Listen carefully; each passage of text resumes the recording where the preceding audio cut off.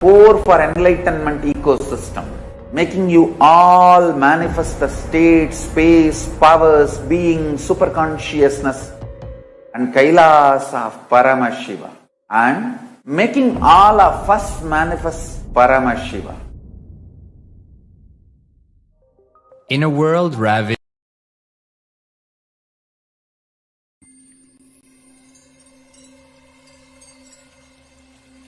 I welcome you all with my love and respect.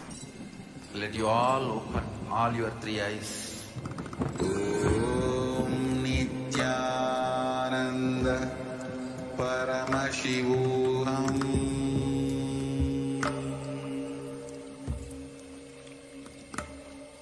Om Nithyananda Paramashivam.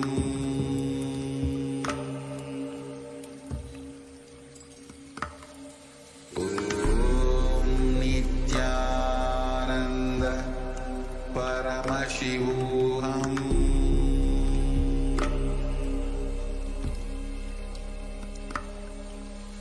Om Nithyananda Paramashivam. Om Nithyananda Paramashivam.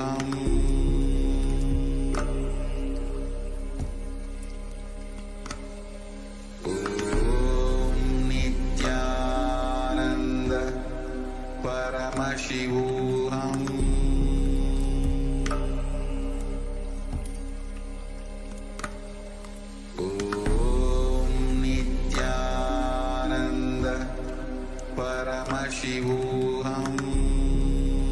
Nithyananda Paramashivam. Om Nithyananda Paramashivam.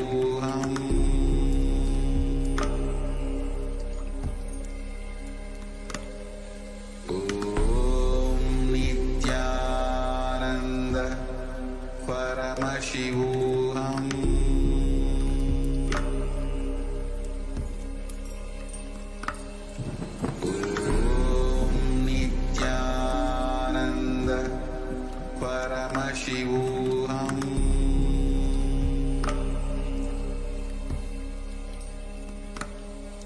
Om Nithyananda Paramashivam.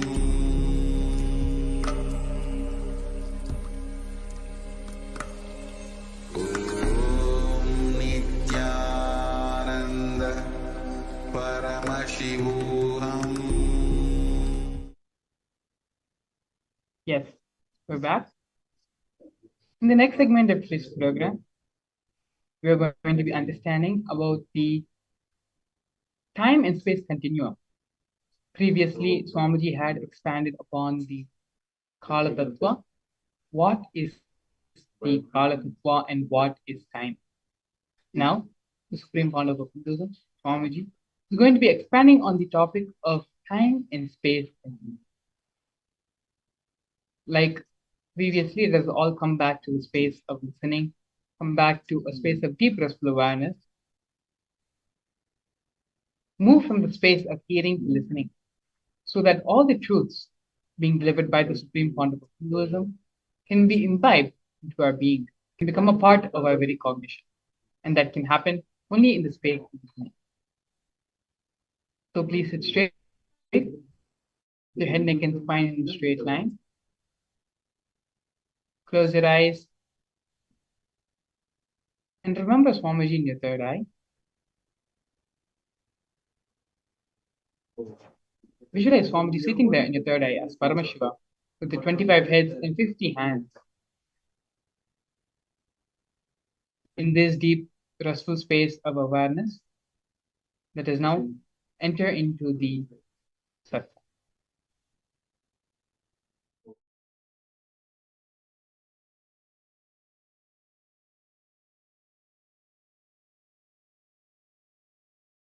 Paramashiva's direct message from Kailasa.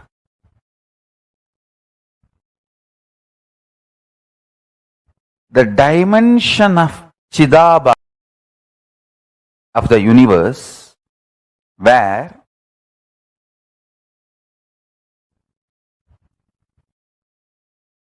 The activism of Chit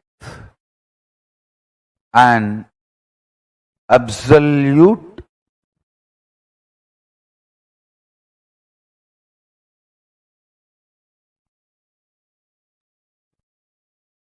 pure existential reality of Chit. Listen, the activism of Chit, we call it as Shakti. Its pure existence of Chit is called Paramapurusha.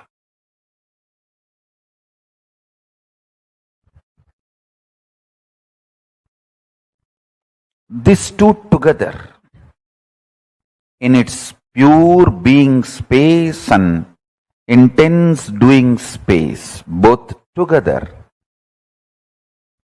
is the dimension of Chidabhasa.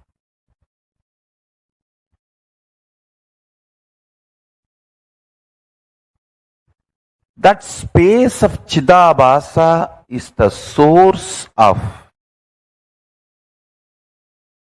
all these 5 dimensions of the universe: length, breadth, depth, time, space.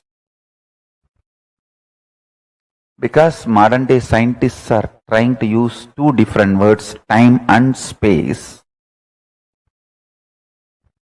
I am also using the same way, but in reality, time and space is a single sheet.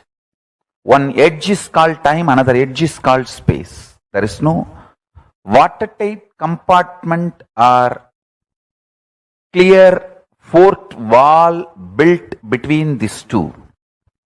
As I said, for some people, that same 100-meter cloth, 70 meter will be time, 30 will be space. For some, the 30 meter will be time and 70 meter will be space. That the time, space, both are same sheet. Imagine. I can even use the word sheath. Avarana. Sheath. Sheath is also apt word. Understand?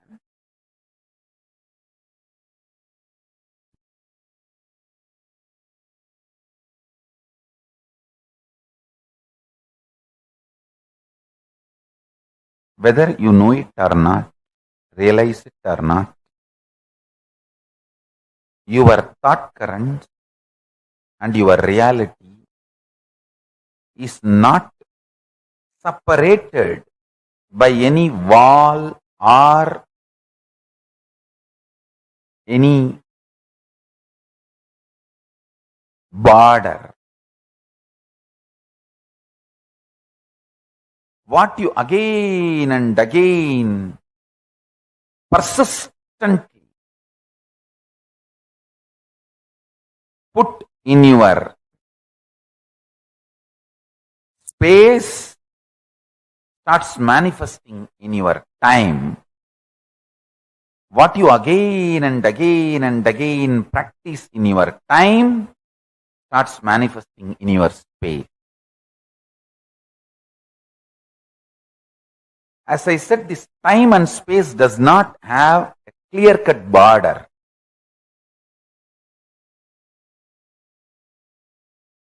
For some people, in this time-space continuum, in the time-space dimension, if it's 100 meter, consider it as 100 meter long cloth. For some people, 70 meter is time and 30 meter is space.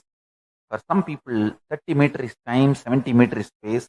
For some people, even only 2 meter is time and 98 meter is space.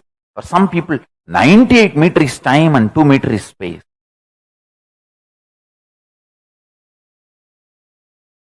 Listen. When the length dimension starts manifesting its possibilities in all its multiple level, it gives birth to breadth dimension. when the length dimension and breadth dimension both starts manifesting all its possibilities in multiple level, it gives birth to depth dimension. When the length dimension, depth dimension, breadth dimension, all three starts giving birth to all the infinite dimensions of them in multiple levels, in all possibilities, spontaneously and simultaneously, they give birth to the dimension called time. When Paramashiva's direct message from Mahakailasa, Chidambara, the arena of the cosmic dance, is living space. Understand? Modern day scientists, with their human mind, are able to understand about space only now, too little and too late. Understand? They are trying to understand space. Modern day scientists are trying to understand space.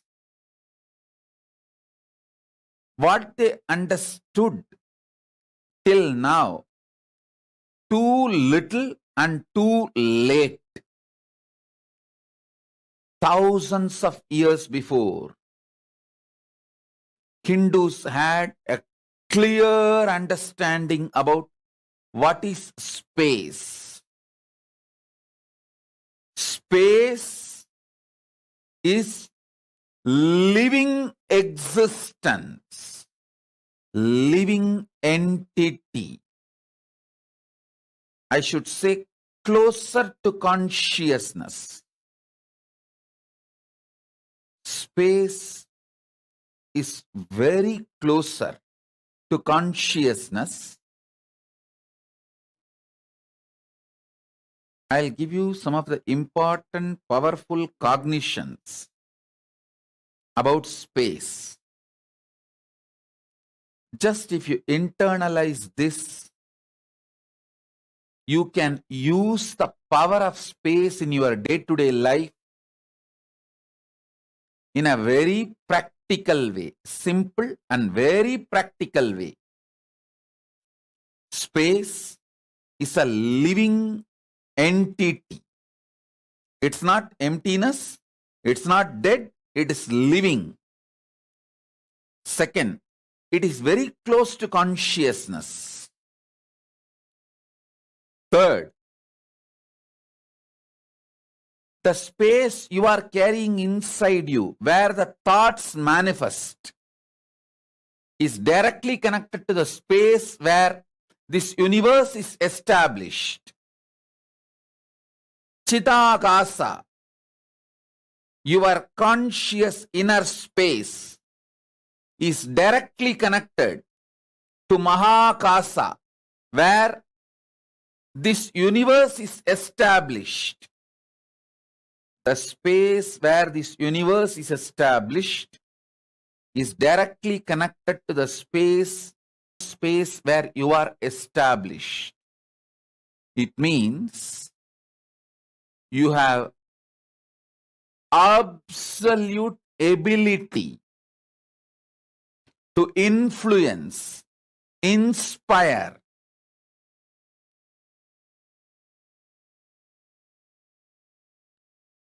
directly intervene with the outer space on which the world is established. Any mass has a power to influence the space. When you are able to influence space through which you can influence anything which is established in the space, and just by sheer power of thoughts, You can raise, lower your mass, through which you can influence the space, through which you can influence anything established in the space. Please understand.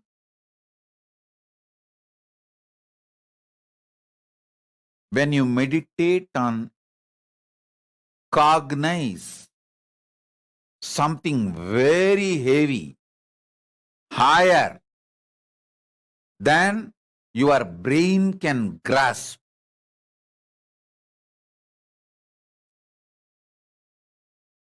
your space becomes powerful, that can influence the space outside, and anything established in the space outside.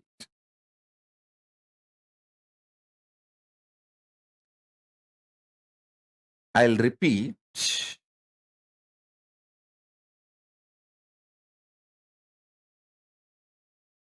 Very recently, modern day scientists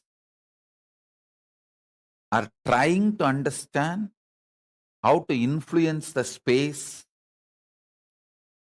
how space can be manipulated to make our lives more comfortable and better. But thousands of years ago, Hindus had clear knowledge.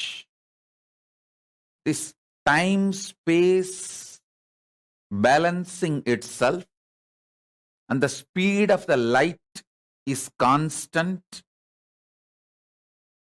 and the continuum of time-space balancing itself almost like eternal. All this known to Hindus long before, thousands and thousands of years before. I'll add some more truths.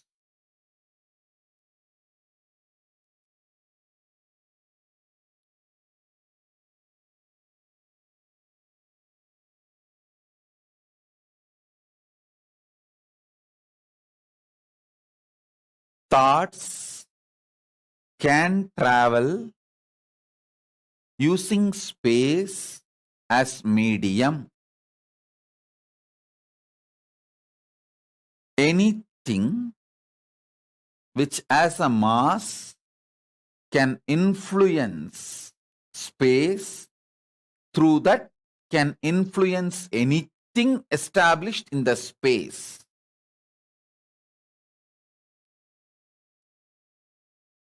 Let me be more clear and straight. Just through your thought, power of cognition, the power of your inner space, Chidambara, you can influence anything established in the space, whether sun or the moon or the universe or the black hole, Big Bang, anything established in the space can be influenced through the power of your inner space.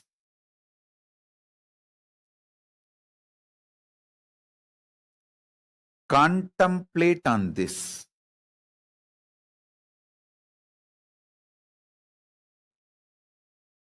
I have come down from Samadhi, brought these few important truths for all of you to chew. Internalize this. Let's understand this concept, Kevala.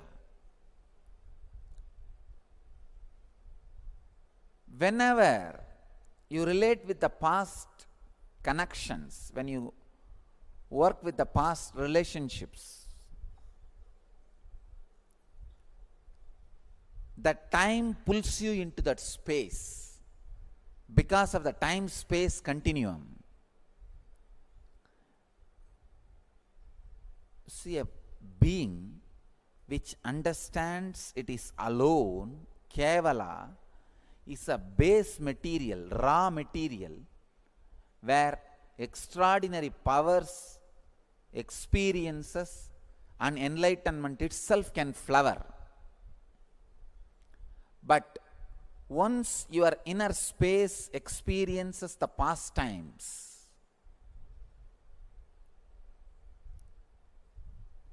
naturally the time pulls you into the past space. Then for next 9 months, the possibility of enlightenment is postponed. The possibility of extraordinary experiences is postponed. Again, it takes 9 months for any human being to sink the idea, Kevala, I am alone.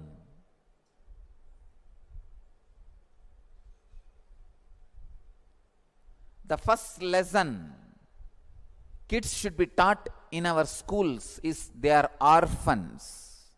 Understand? First lesson a child should learn is there is nobody. He came alone. He is responsible for his head and body being together. He is responsible for his hand hanging in his body. He is responsible for his leg connected to his body. Child should learn this lesson first. But normally it looks very cruel, brutal. Even the brahmacharini was shocked. She said, "What is this, Swamiji? It's too cold." I said, "Life is cold. Don't try to make it hot. Don't say it is cold. Use right word. It's cool."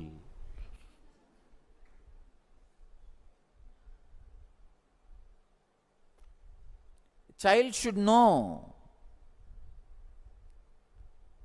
neither the father nor the mother or the relatives are going to be in his or her frequency. His or her frequency is going to be independently intelligent. Please understand, it is not going to be the extension of the parents' intelligence.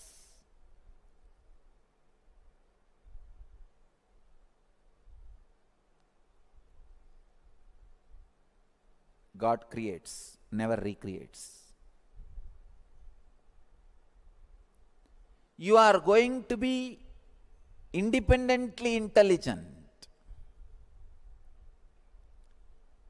Unfortunately, this time-space continuum keeps you constantly as the extension of the elders' intelligence. I have seen this kind of mental setup, this kind of people. They will never be productive. They will be such a lazy people, even in their personal life. I am seeing all over the world this kind of, all kinds of specimens I am seeing. This kind of people, they will be such a lazy, such a unproductive people. They can't do anything else except criticizing. They live in Kali Yuga. They live in Kali Yuga. That's the worst state to be in. If you understand, still Dharma is alive. Still Dharma is prevalent. Still, that is the way the cosmos is functioning. Cosmos has not changed the way because the time has passed. No. When you understand that, suddenly you will see your inner space will become Satya Yuga. You will start attracting friends, things, everything of the same energy, same consciousness, same Satya Yuga space. The third technique, understand, first technique is Shakti to change whatever you can. Second is Buddhi to accept whatever you can't. Third, it's important thing, Yukti. Yukti means clarity. Clarity. How much you change or accept, this whole thing is a one more dream. Understand? The ultimate step in Vedanta, or I can say ultimate truth in a simple words.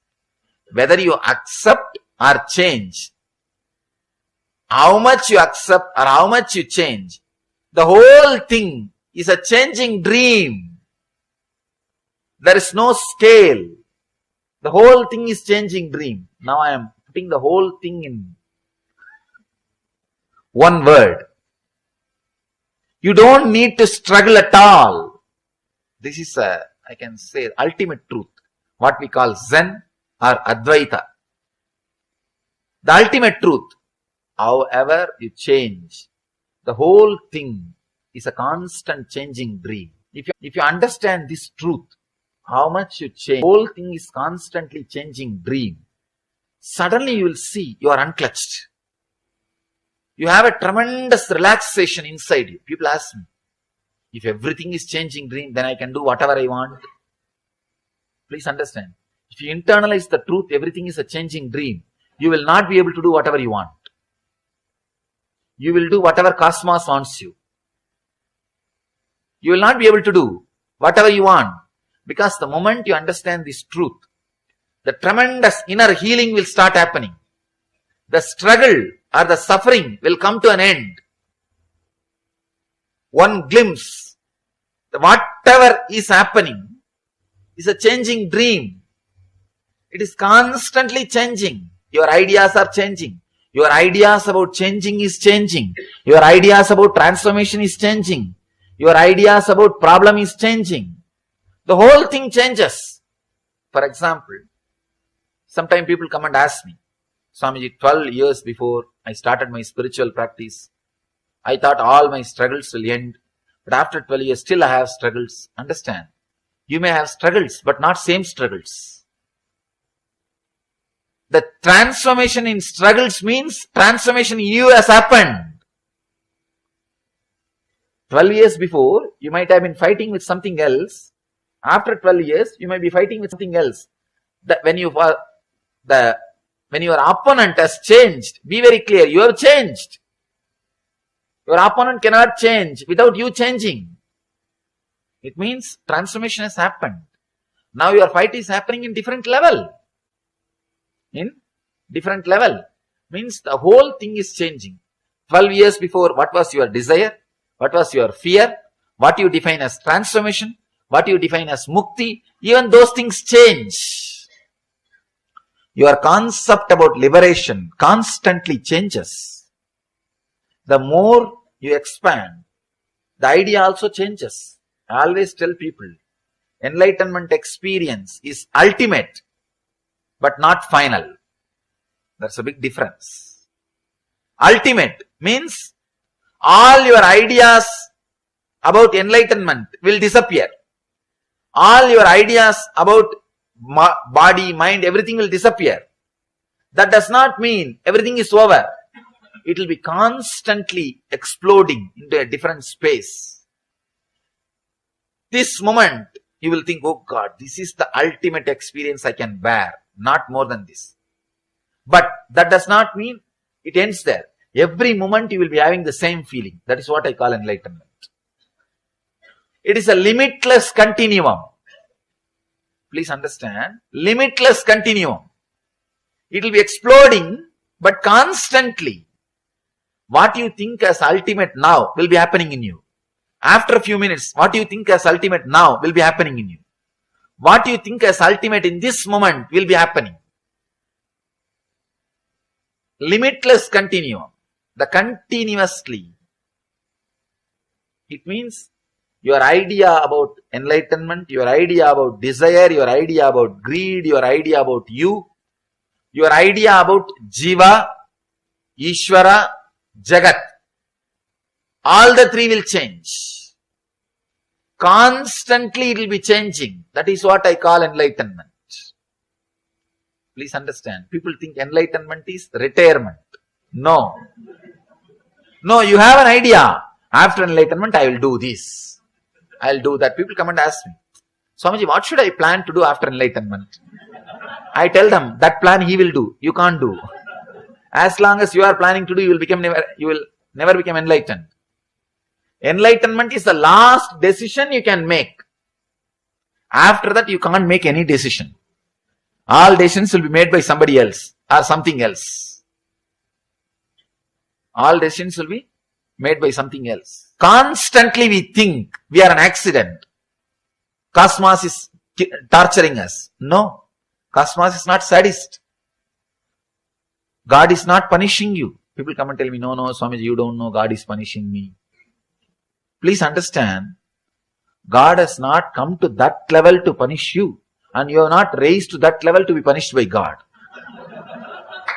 You are also not that great to be punished by God.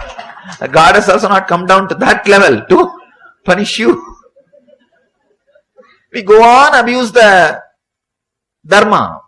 No, you don't know, it is Kali Yuga. Dharma will not be prevalent.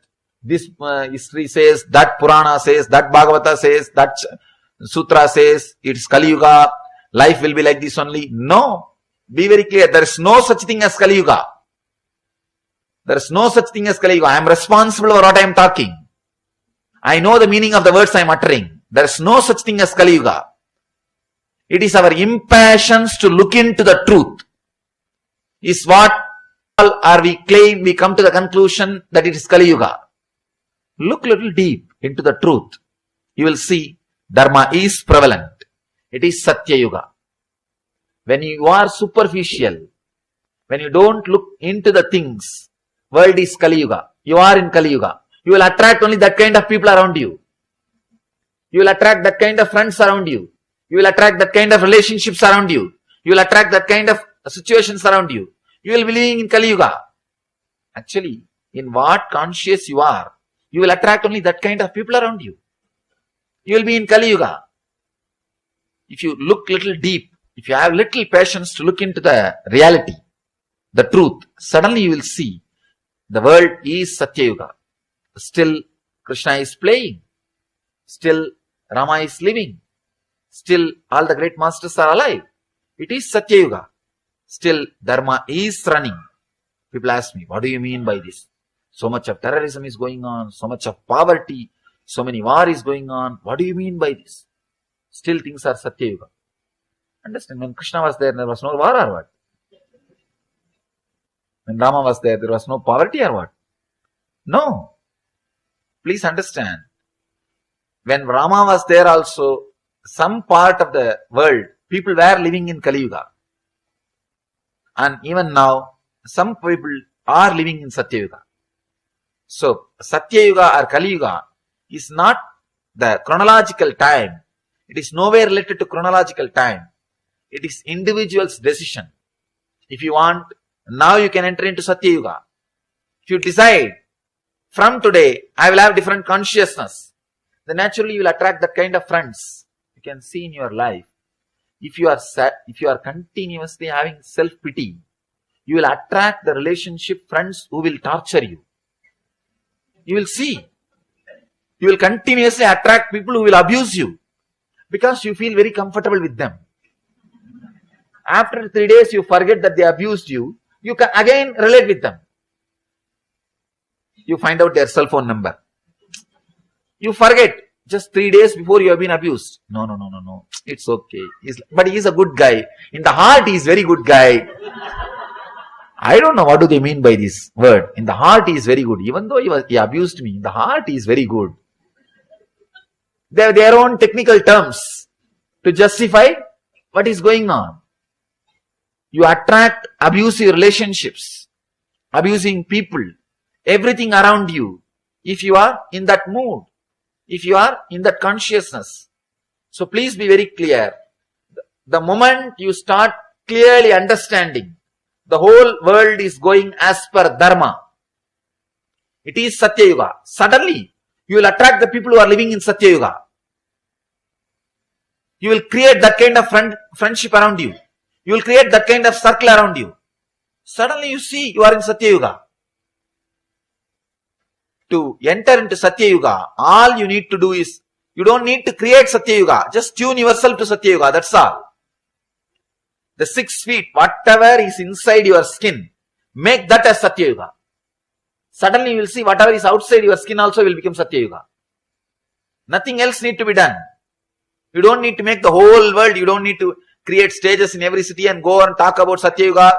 Let the whole world become should become Satya Yuga, then only then I will enter into Satya Yuga. No. No. Just change your inner space. You will see, you will attract that kind of friends. Suddenly that kind of books will reach you. That kind of DVDs will reach you. That kind of websites will reach you. That kind of newspaper will reach you. That kind of things will reach you. All other things will become, you will lose interest.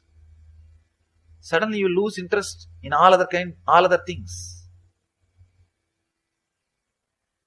In my whole life, I never went to cinema theater even once. People ask me, I studied in college. I studied diploma. People ask me, even in college, how did you manage, Swamiji? I said, somehow, I never felt that was part of my life. I'm not old person who lived 60 years ago, long before. I'm just 31. This generation. But that was never part of my life. People ask me, it is impossible.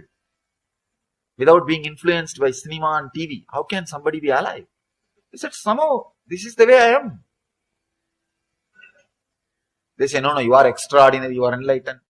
Please understand, when you decorate the deity on your own, your intensity's ability to be continuity.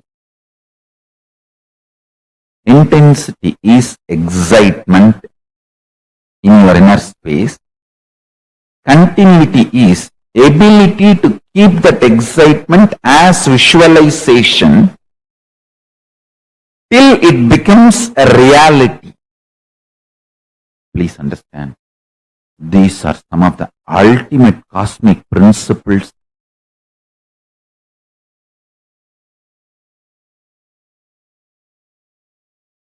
I am sharing with you all from all the Hindu Tattva Darshanas.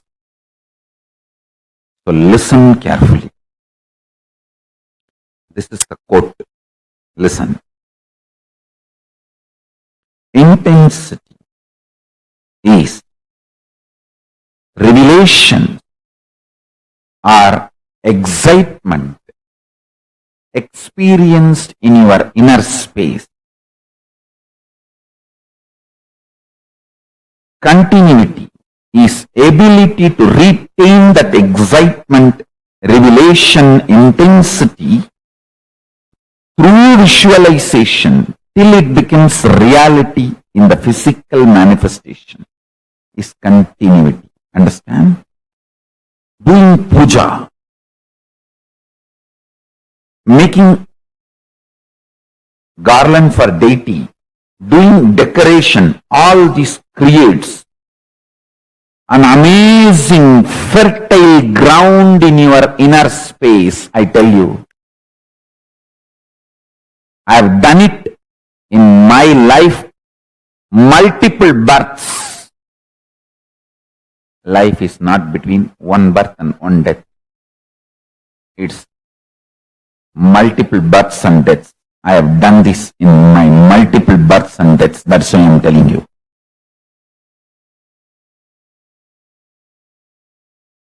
Intense excitement,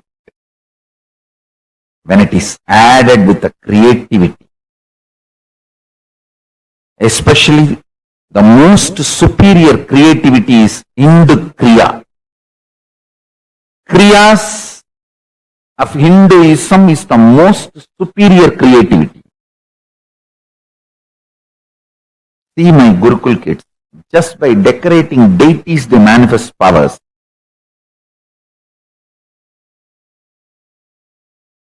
Intensity of the inner world starts manifesting as continuity of the outer world. Listen. Intensity of the inner world starts manifesting as the continuity of the outer world just through decorating the deity. If you are a millionaire, want to become billionaire, I guarantee, start a temple, start spending at least half an hour to 1 hour physically working on the temple. Tie dhoti, sari, put jewels.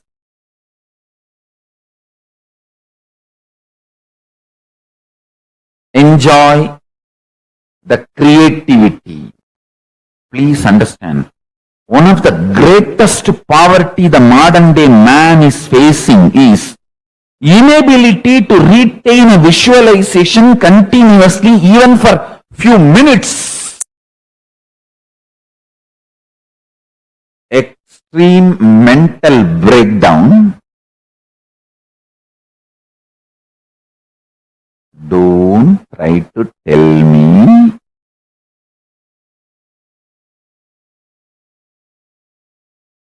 entertainment industry is full of creativity. No. Entertainment industry is full of copying, replicating, duplicating, not creativity. Creativity is less than 0.5%. Creativity, I am defining, creativity is ability to keep the inner space's excitement, inspiration through continuity till it becomes reality.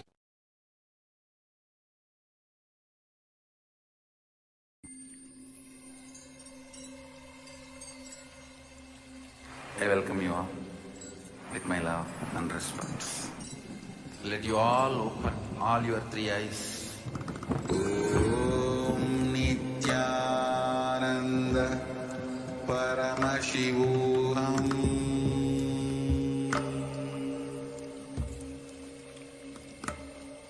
Om Nithyananda Paramashivam.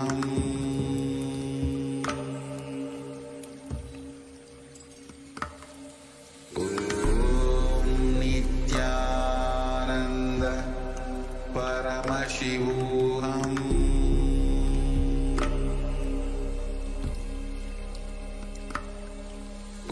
Om Nithyananda Paramashivam.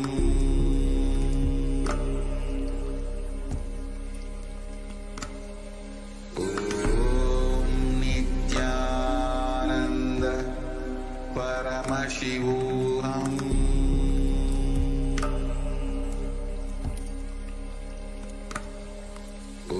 Om Nithyananda Paramashivam. Om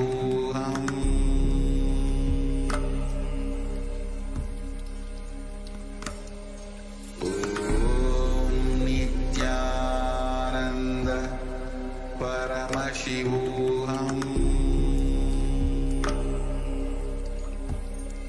Paramashivam. Om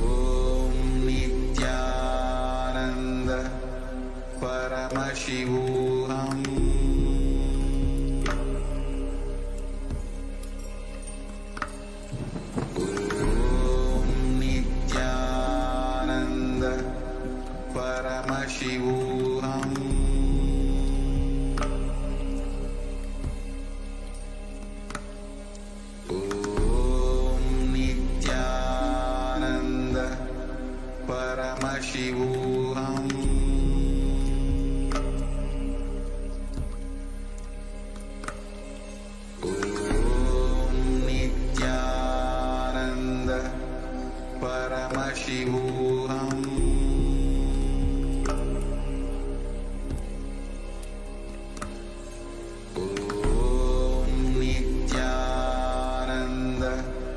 Paramashivam.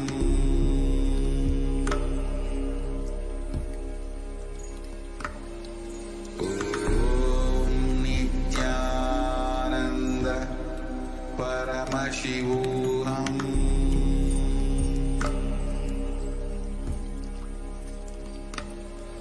Om Paramashivam.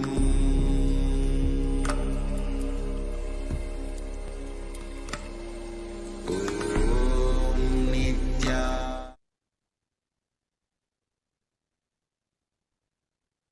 Welcome everyone.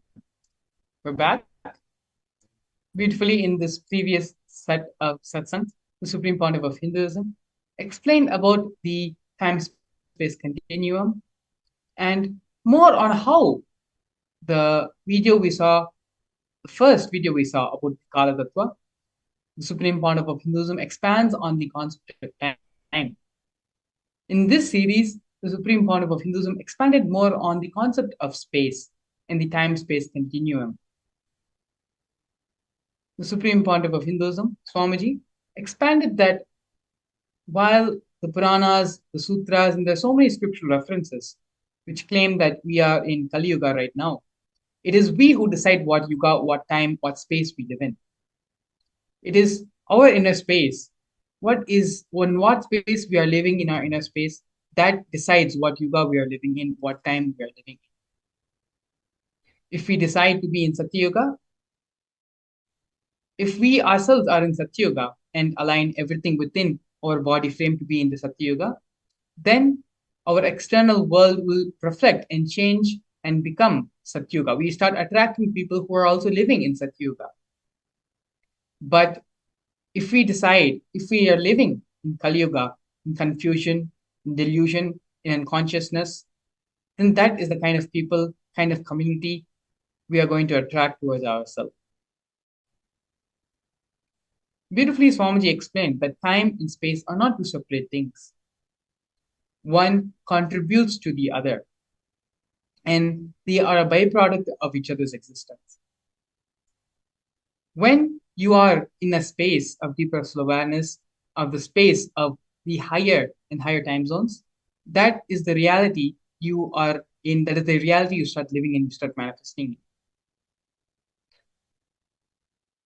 In the next series and set of satsangs, we're going to be watching the Supreme Pontiff of Hinduism decoding exactly what is time and how we can liberate ourselves from the societal conditionings and societal understandings of time which have been put into us from our young age. Swamiji also explained how it is our space which decides the reality we are going to be living. Time and space are not two separate entities, two separate functions. Both are intertwined and work together. So now, let us enter into the next series, next segment of today's program, which is understanding and decoding.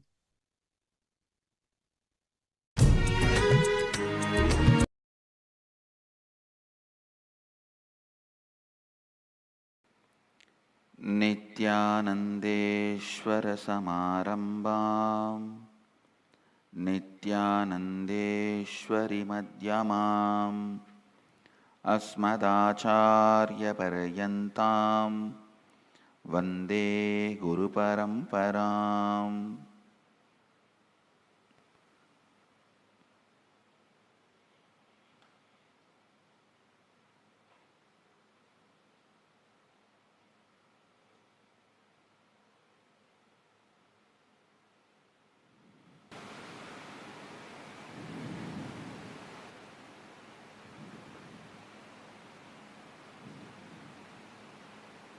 I welcome all of you with my love and respects. Conquering time. First, few basic understandings, few basic truths.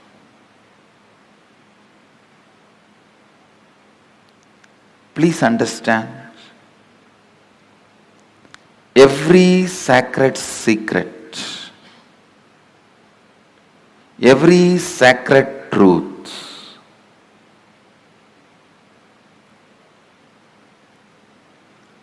I am uttering, every word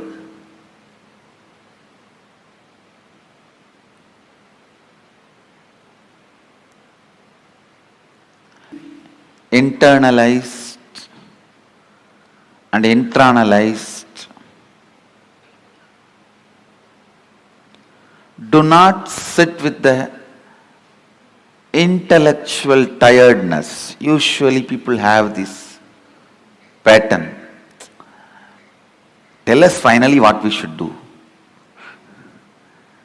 No, things don't work like that. Please understand.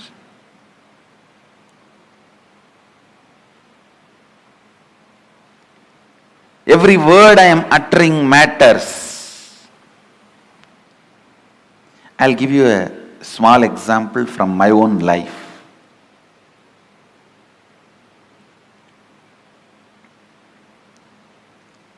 One of my guru, Annamalai Swamigal, in course of conversation he told me that we are not the body, we are beyond pain and suffering. When I was sitting alone and contemplating about it, we are not the body, we are beyond pain and suffering. What does he mean by it? I actually experimented. I took a knife and cut my thigh to see whether we have pain or not.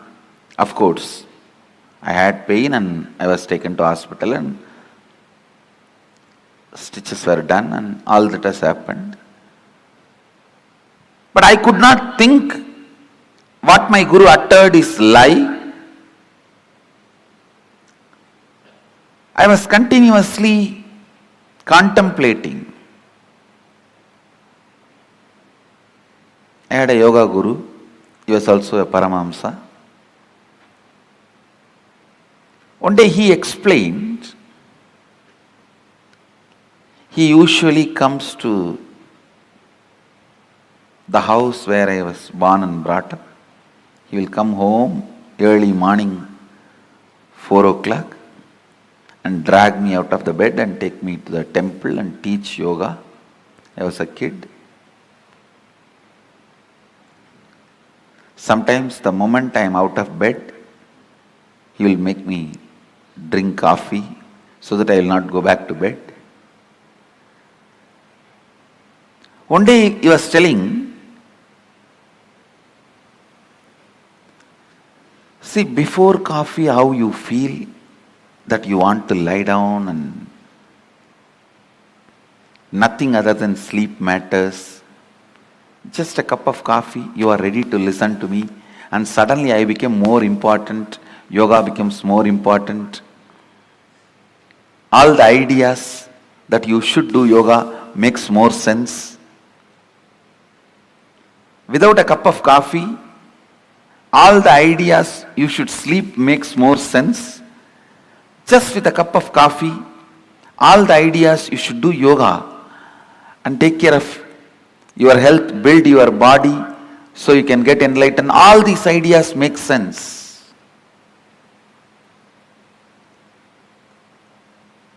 He made a very important statement which I want to translate in English for all of you. He said, the physiological, psychological, neurological effect on you is not you. Please understand. One guru made a statement, you are not the body. The other guru made a statement, the physiological, psychological, neurological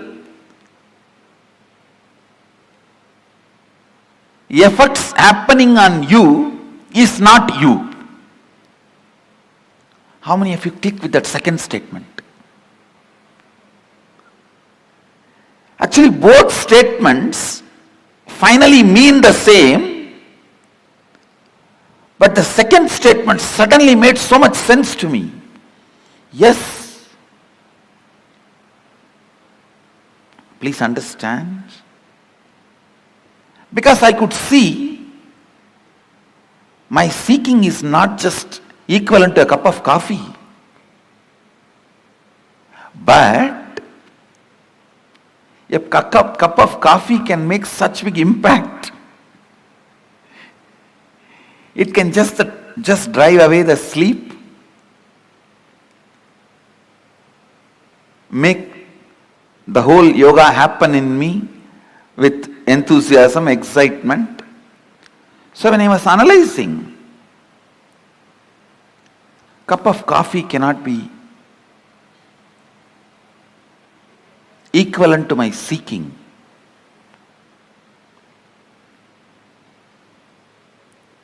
Or equivalent to me.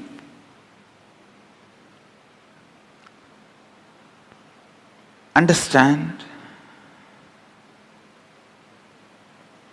The idea he conveyed to me, my yoga guru, is whether you have the feeling sleeping is more important, that is my first priority, I don't care about anything else, or you feel no, after a cup of coffee, the thought current, no, I have to be doing, this has to be done for my enlightenment, for my growth. Whether you have this thought current before cup of coffee or thought current after cup of coffee, both thought currents does not matter. Both thought currents are not you. Both thought currents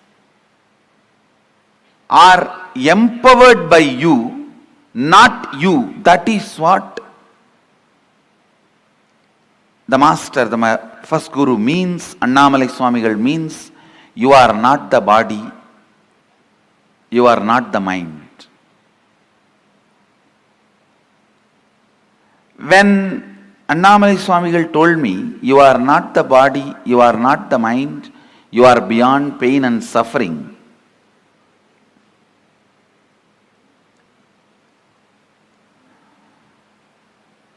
the statement did not make sense for me. But when my yoga guru explained,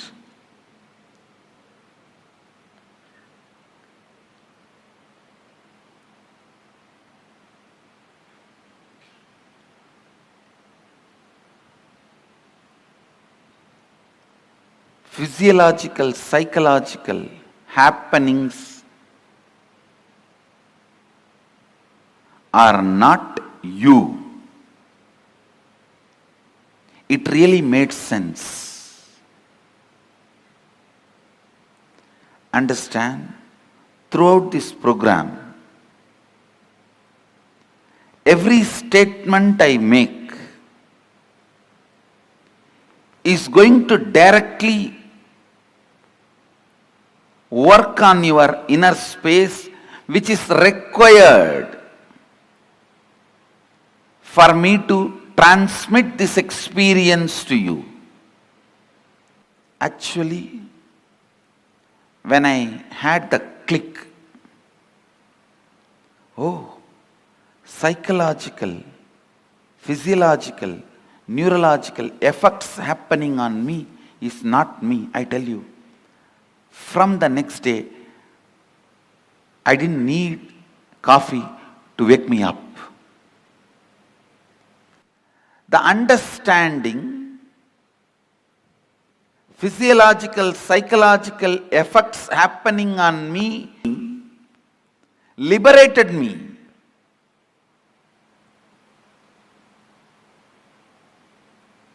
Not only from coffee, after that, never ever I understand something called low mood or depression or not feeling well or stressed. I tell you, all these words are really strange. Still I am not able to comprehend those words. When people come and tell me, I really feel bad for them, but I feel, oh God, I'm not able to grasp what they mean by this word. All those words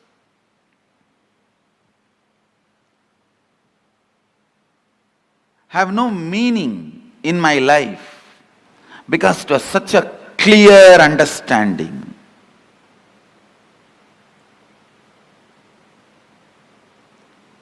Now sit grasp those understandings, if you are sitting with the idea, all these are okay, Swamiji, you tell me finally what I should do, I will do that. That is intellectual tiredness. Please understand.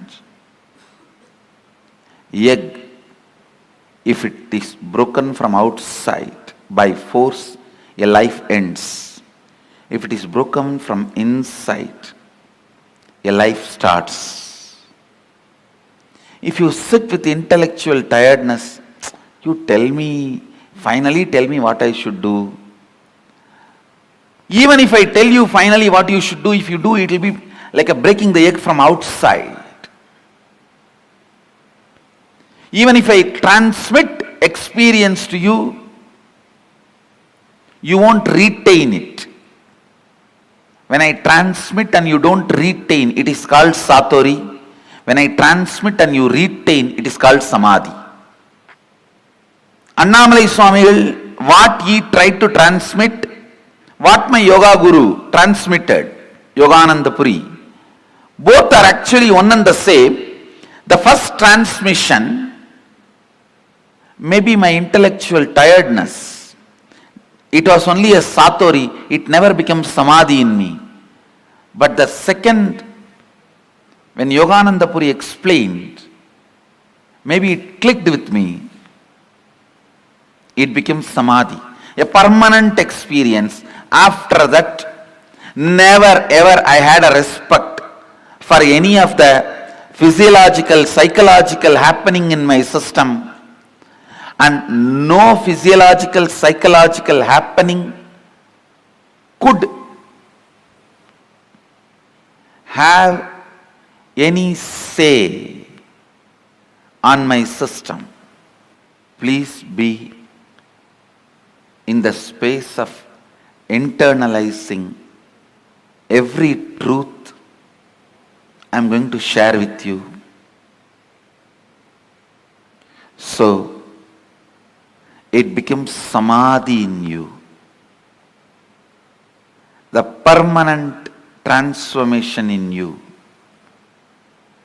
It becomes eternal understanding in you.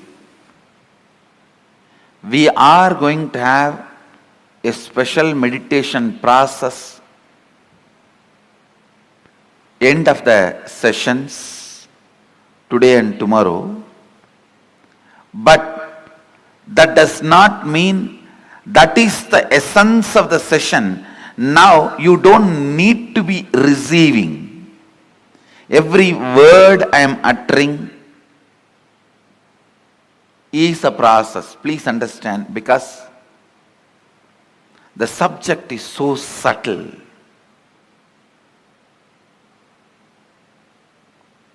Subject is so subtle. See, when my first guru told me, you are not body, you are beyond pain and suffering. It is truth, but it is too grasp. It's too physical. But when my yoga guru told me, experientially, which he was able to convey into my listening,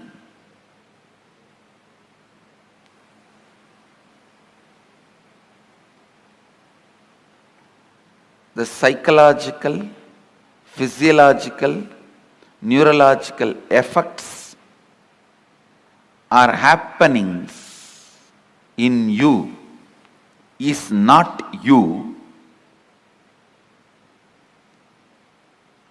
Not only it clicked with me, it brought tremendous liberation.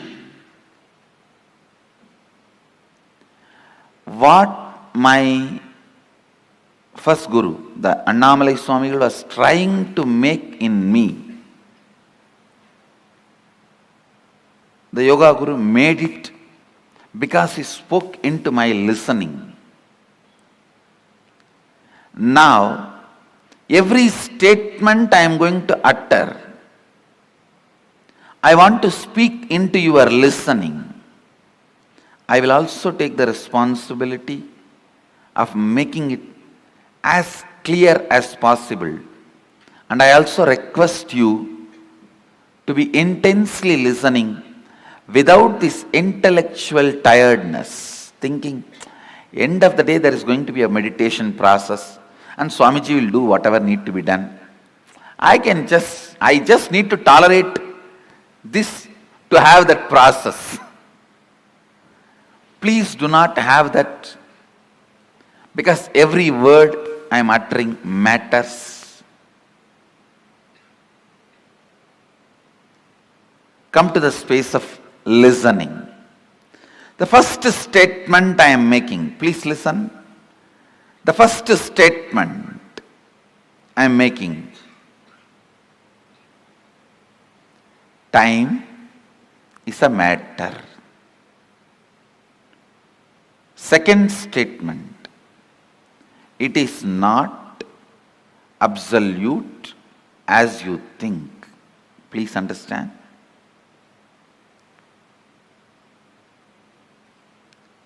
Now I will make these statements into your experience.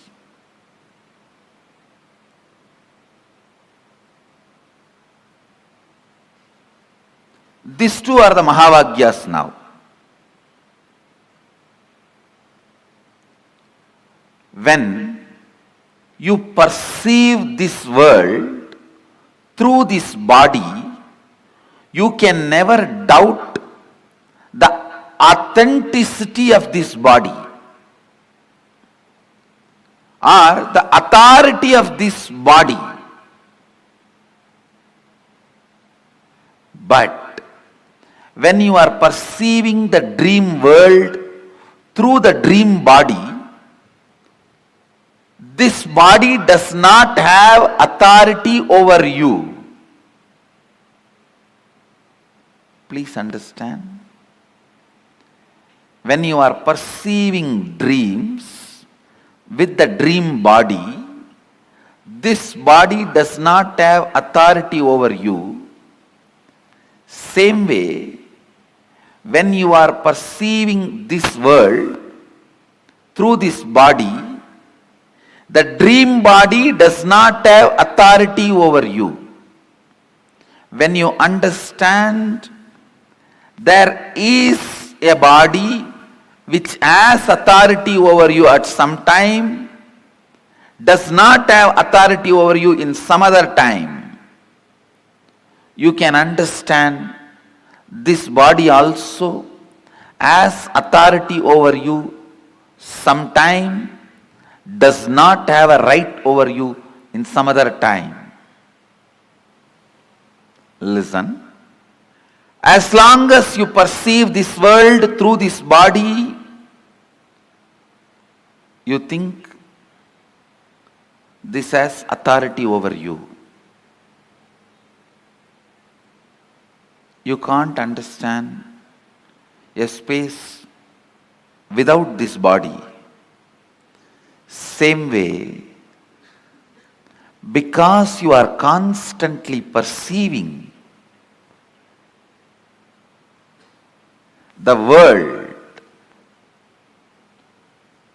because you are constantly perceiving your reality through time, you think time is absolute and it is truth, just like how you feel your body is truth.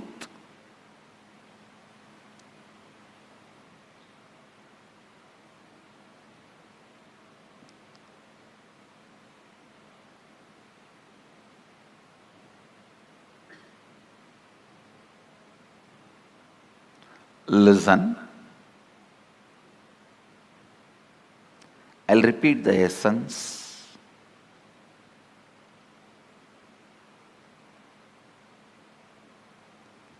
When you see, perceive this world through this body,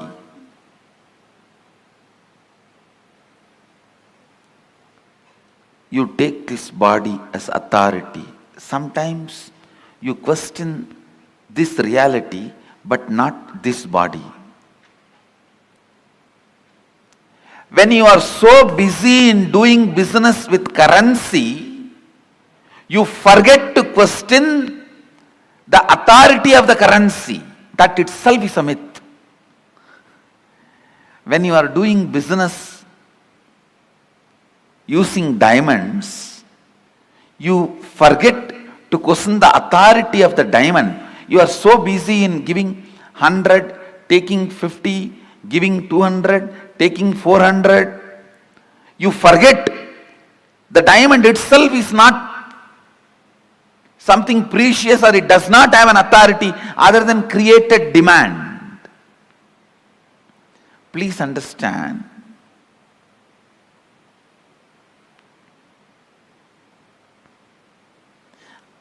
I am not questioning, I am not saying don't do business. All I am trying to tell you is, understand the stupidity, you can play with it beautifully.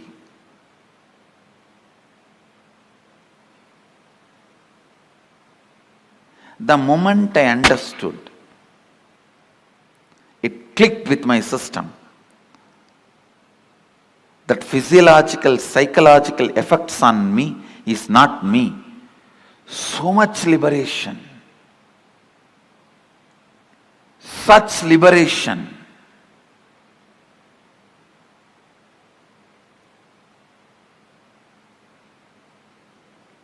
Such a beautiful space.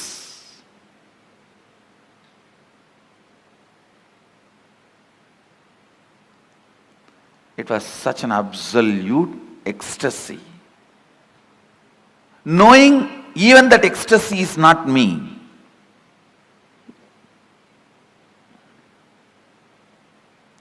When you know even the joy happening in you is not you, the joy stays with you permanently. All joys disappear the moment you try to grab them. The first truth, time is a matter.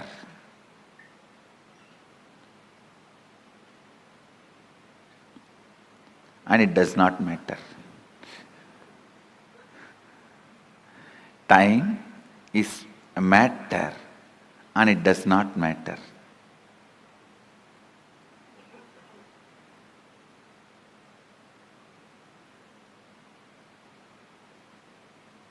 You can manipulate it as you can manipulate your body. Understand? You can make your body big or small with certain practices, diet control. You can manipulate it. You can play with it. Same way, you can play with time. You can play with time. How? We will see next. But some of the basic truths, you can play with it.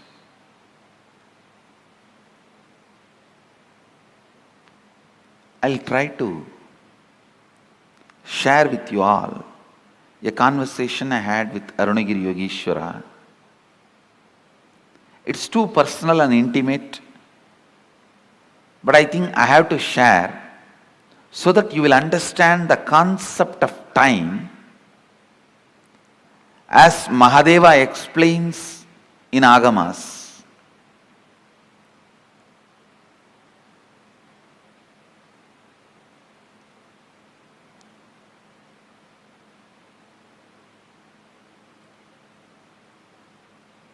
One day I was sitting and talking to him. I was just so much in love, awed by his presence. It will always be for spending time I will be talking. There is nothing serious about what I am talking to him. That is why how much ever I try, I am not able to recount or recall everything I heard from him. Very less only I am able to recall, because all the time I was only odd and just I want to spend time with him. That was the purpose. So talking is only secondary. I was talking so that he will not get up and go. To make him sit, I have to talk. Listen carefully. The conversation was about time and space.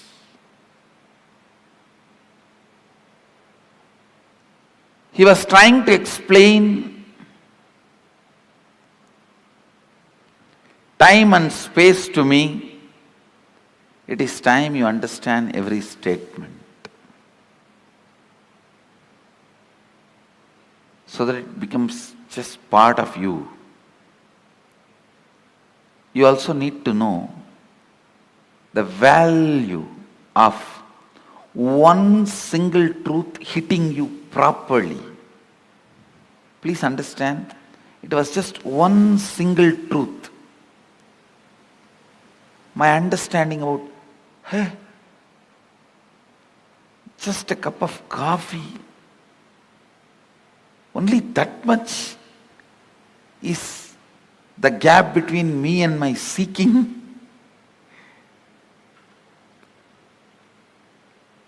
It was such revelation.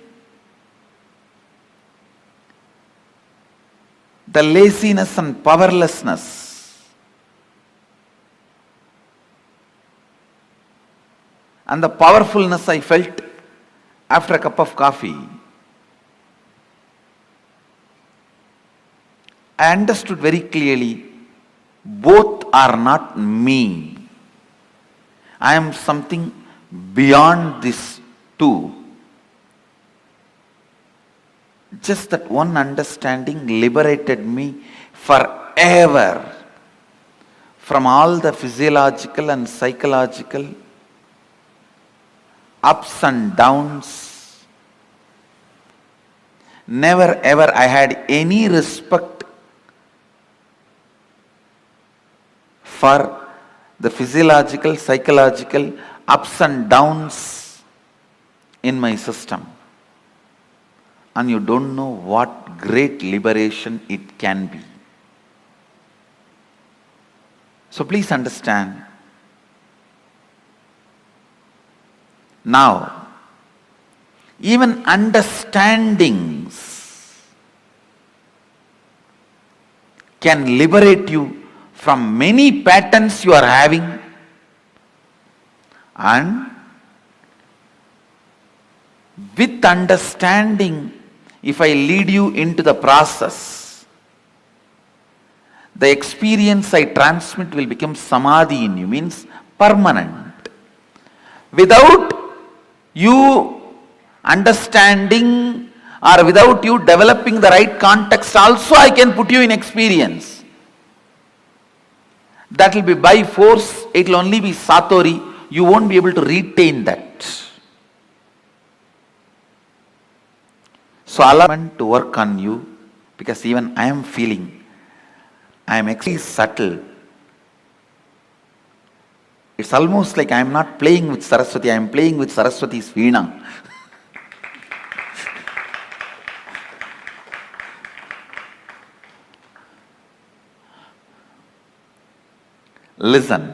Listen to this conversation I had with Arunagiri Yogeshwara. This is going to give you a very important click understanding about time. The discussion was about time and space. I was asking him,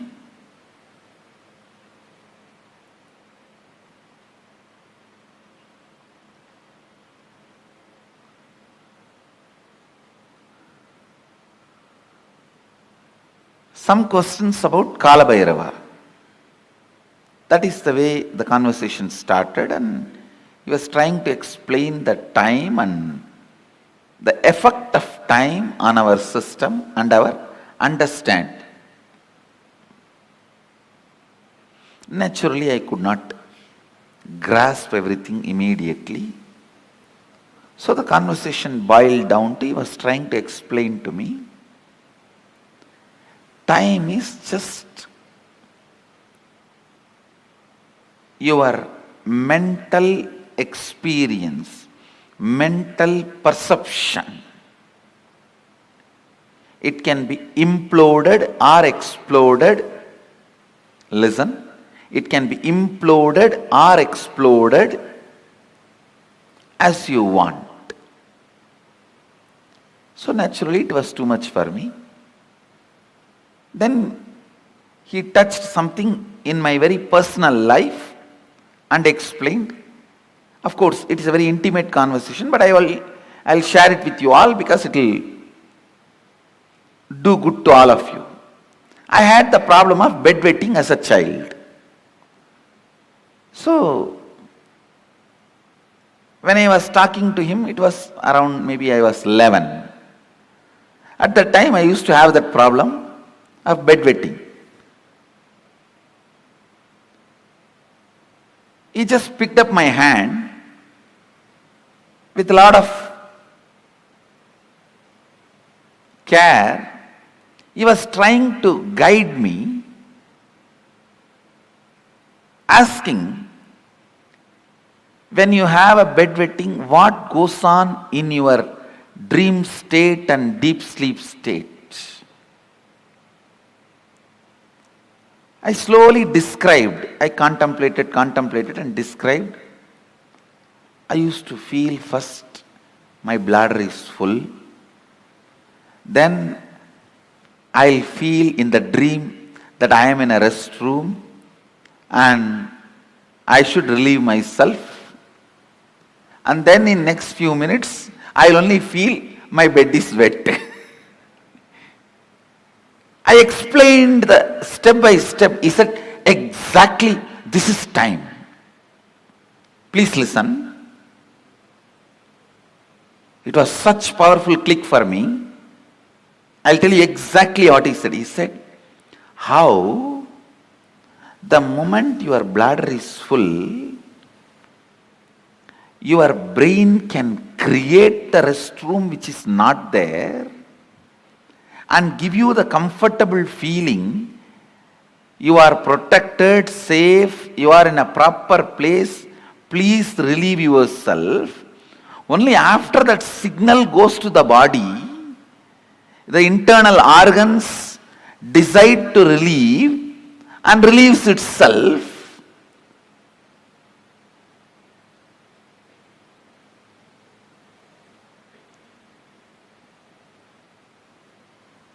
The pressure inside you to perceive something, to have some experience, creates the concept of time and gives you various experiences. Pressure inside you, that bladder is full, creates the restroom ambience in your brain, which is actually not there, but gives you a comfortable feeling, you can relieve yourself. Same way, desire to have certain experiences, that pressure inside you creates time which is not there and gives you various experiences. I'll try to convey much deeper the same truth further. Now you understand this much.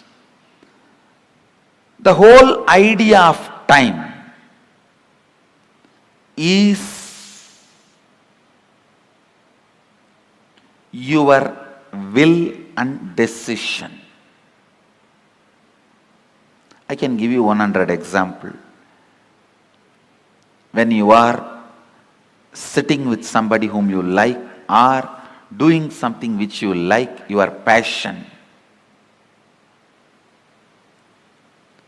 You don't know how the time passes. Time gives you a different experience about you, about life, about world. But when you are sitting with somebody whom you don't like, or when you are doing something about which you are forced, time gives you different experience about yourself, world and life. This one small example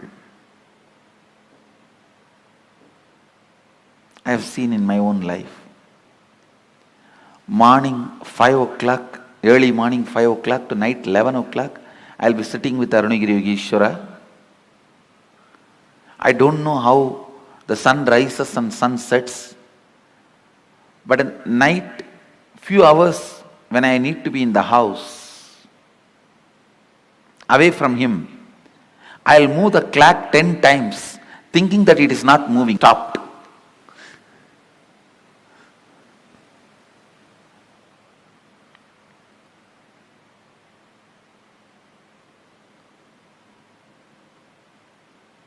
I'll feel why the nights are so long. Time is slow when you wait. Time is fast when you are late. Time is deadly when you are sad. Time is short when you are happy. Time is endless when you are in pain. Time is long when you feel bored. Every time, time is determined by your feelings and psychological conditions, not by clocks. So learn to have nice time always.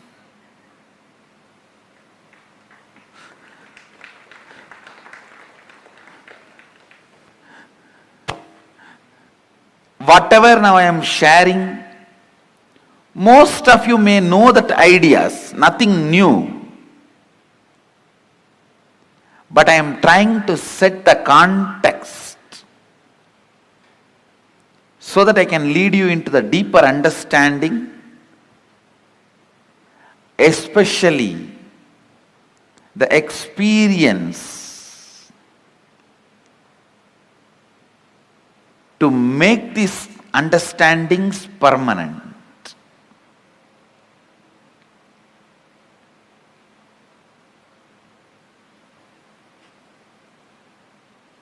Time is a matter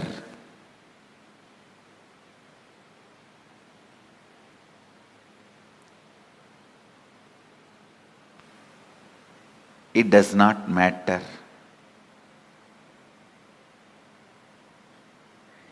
It can be manipulated as you want.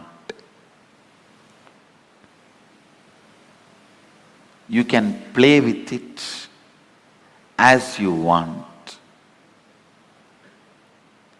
One more understanding I received from Arunagiri Yogeshwara about time. Listen carefully.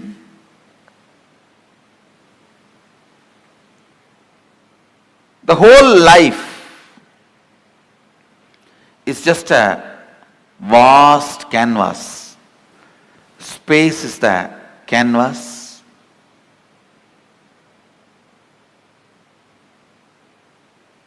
Imagine 200-mile length canvas on which lot of paintings are there.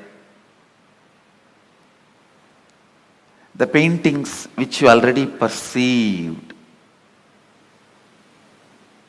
is called past. The painting you are perceiving is present. The painting you are going to perceive is future.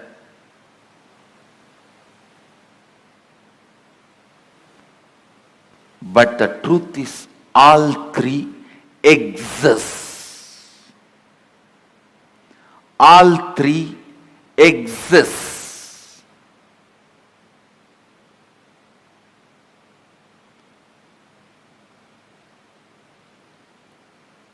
Next statement I am making. Please listen. First statement I am making. Past, present, future, all three exist. And the next statement I am making, you can alter all the three. We always think, if all three already exist, how can I alter my future? If it is already existing, how can I alter? Understand? The painting exists does not mean you can't add something to it. Your powerlessness, I can't add something to it, only makes you stop adding. And very important statement I am making now. Not only you can alter the future, you can alter your past. How? We will make. You can alter your past.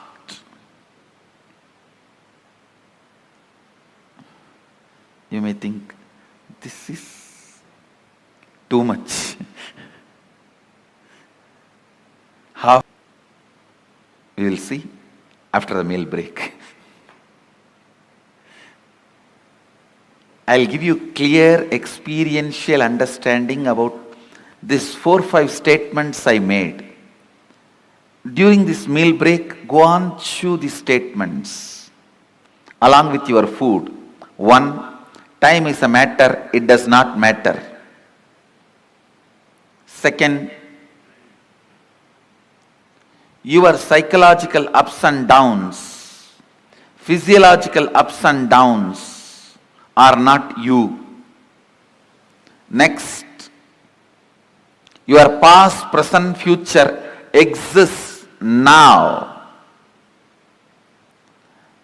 Next, it exists now does not mean you are bound by it. You can alter not only your future, even your past.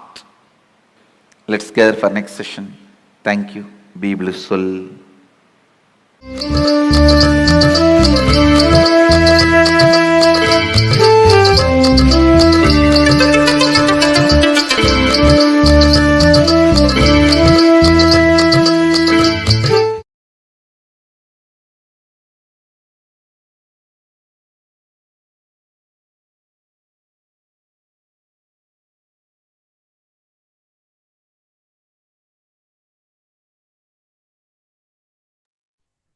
Sorry for the technical glitch. Beautifully in this webinar, the Supreme Pontiff of Hinduism explained the science of time and exactly what is time. Swamiji gave a beautiful example. For our whole life, our whole reality is just a long canvas. Time is the painting, is the drawing which is happening on the canvas. Everything which we are perceiving, all our experiences, everything which we are seeing, what we claim as the reality which is happening around us, all of it is nothing but time, nothing but matter, which is created by us, can also be destroyed by us, and can be manipulated and transformed into any other form of matter, into any way we want it to be. Beautifully, the Supreme Pontiff of Hinduism also gave multiple examples from his own life and the direct truths and revelations and teachings Swamiji himself received from Arunagiri Yogeshwara about time. Time is a subjective reality. It does not exist as objective for everyone. When we are happy, time is short. When we are in sorrow and pain, time never seems to end. When you understand these fundamental cognitions and fundamental truths which Swamiji revealed about time, then you'll simply know how to use time to manifest what you want in your reality, what you want to manifest in your life. Attending the Paramashivam program will help you and bless you Swamiji will bless you with the power, the intelligence, and the knowledge and experience to make time as one of the toolkits to manifest whatever you want in your life. So, without further ado, please go ahead and the QR code and the link to the Paramashivam registration website is being projected below. The program which Paramashivam can offer you, what it can provide to you, what it can contribute to your life is invaluable. No matter how much ever we talk about it, the benefits and the different things which you will be learning in the program, it will not equate to the experience which you will receive from the Supreme Founder of Hinduism during the program. So without further ado, please go ahead and take the next couple of minutes to register yourself for the Paramashivam program. And with this, we're going to be entering the next segment of today's program, followed by the Bhava Samadhi Darshan of the Supreme Founder of Hinduism in the Virabhadra Bhava Samadhi Darshan. So with this, we are now going to go for a break and join later in the next session. Thank you, Nithyananda.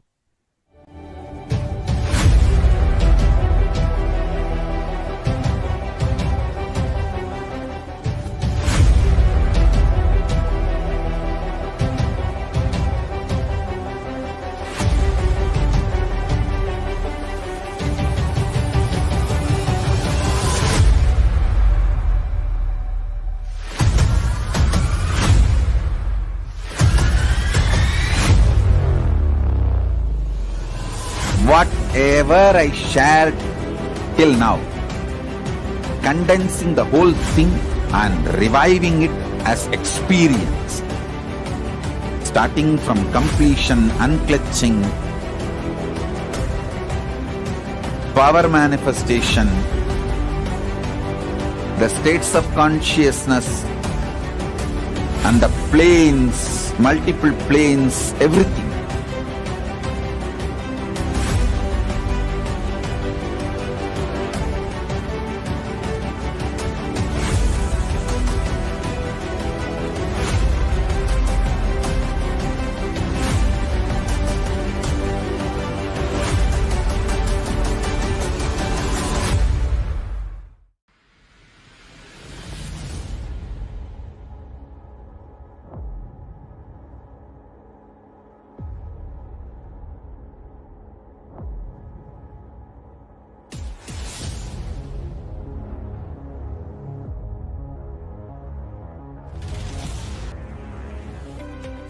Anything presented to prove you are not is illegitimate. Decide this. This is super determinism. Understand? Anything you declare as illegitimate will lose power over you, will die in few days, few minutes, maybe in few weeks, whatever few days it takes. It will not have power over you. Understand? This is the method for sudden enlightenment. This is the method for sudden enlightenment. It happens by the Shaktipada. Here Paramashiva is sitting to tell you all, you are Paramashiva, you are me, with Shaktipada and Shaktinipada.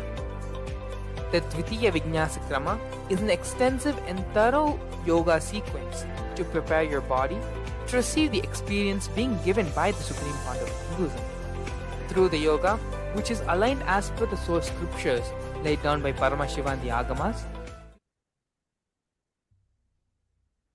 Nithyanandam Paramasukadam Kevalam Jnanamurtam Gangatitam Gagana Sadrisham Tatvavasyadilaksham Ekam Nityam Vimalamachalam Sarvadi Sakshibhutam भावातीतं त्रिगुणरहितं सद्गुरुं तं Namami.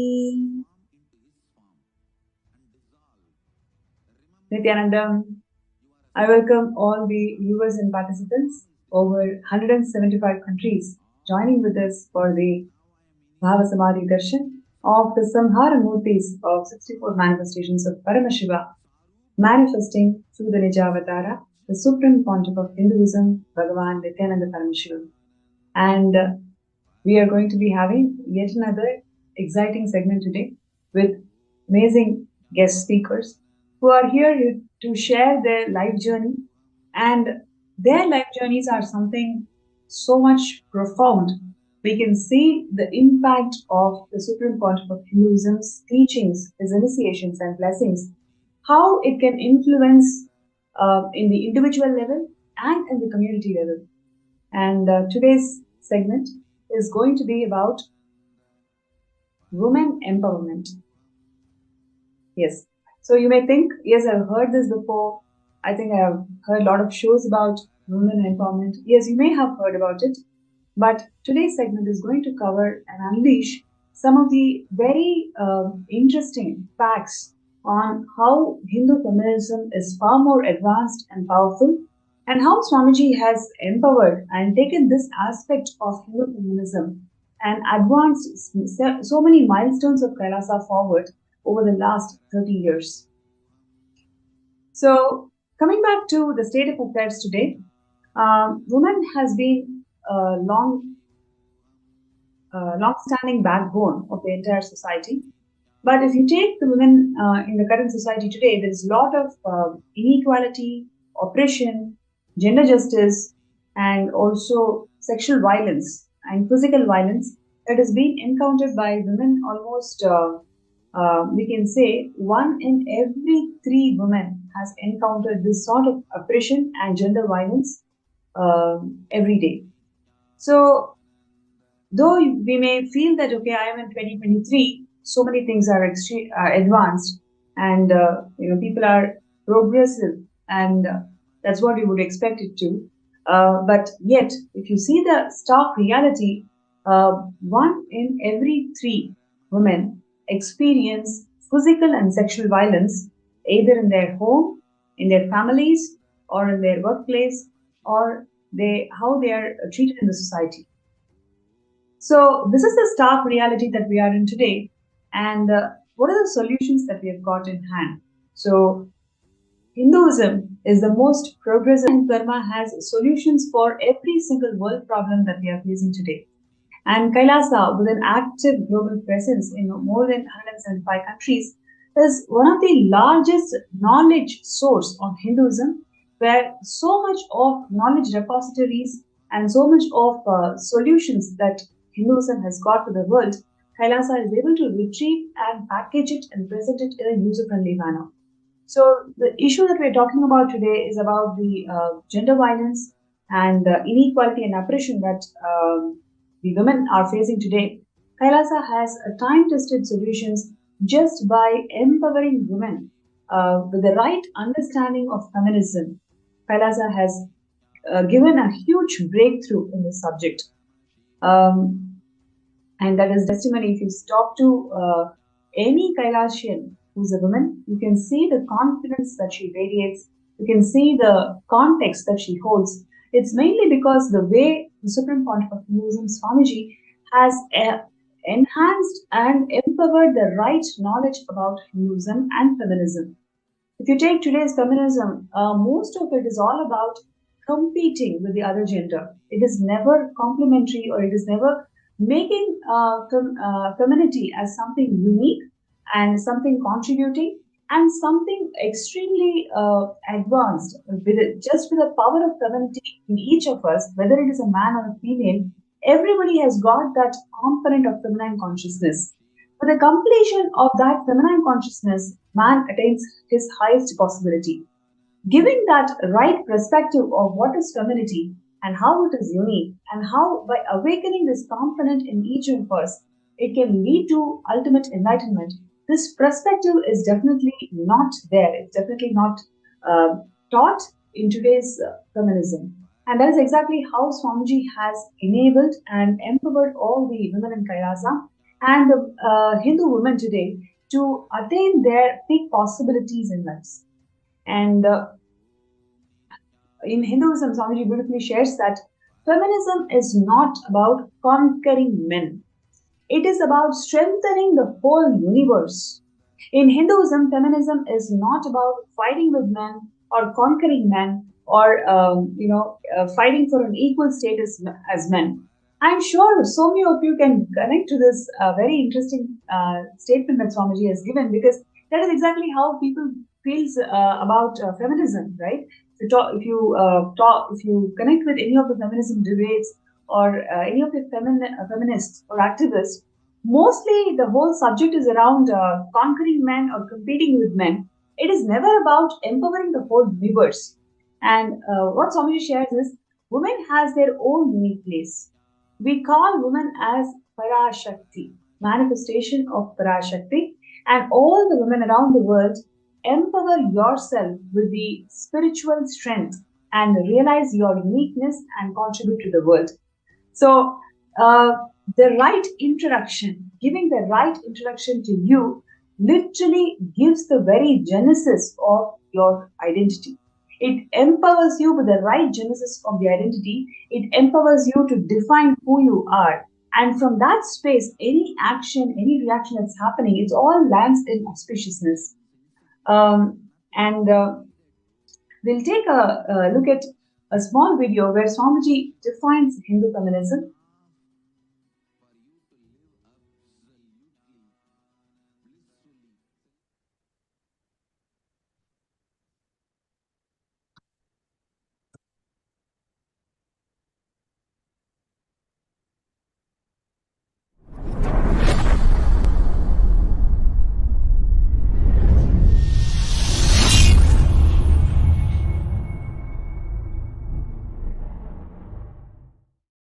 Today is also the International Women's Day. United Nations has given a theme for 2021 International Women's Day: Women in Leadership, Achieving an Equal Future in COVID-19 World. My message on this International Women's Day: understand, Hindu tradition empowers women. In Hinduism, feminism is not conquering men, it is strengthening the whole universe. In Hinduism, feminism is not all about fighting with men or conquering men or not even equivalent to men. Women have their own unique place. We call women as Shakti.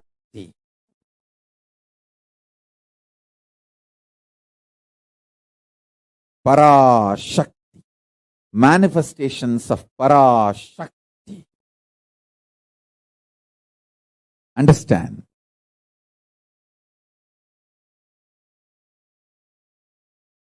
All the women all over the world, spiritual strength, realize your uniqueness and contribute to the world. That is my message on this International Women's Day. My blessings and support for all of you to achieve everything best in this universe, including enlightenment.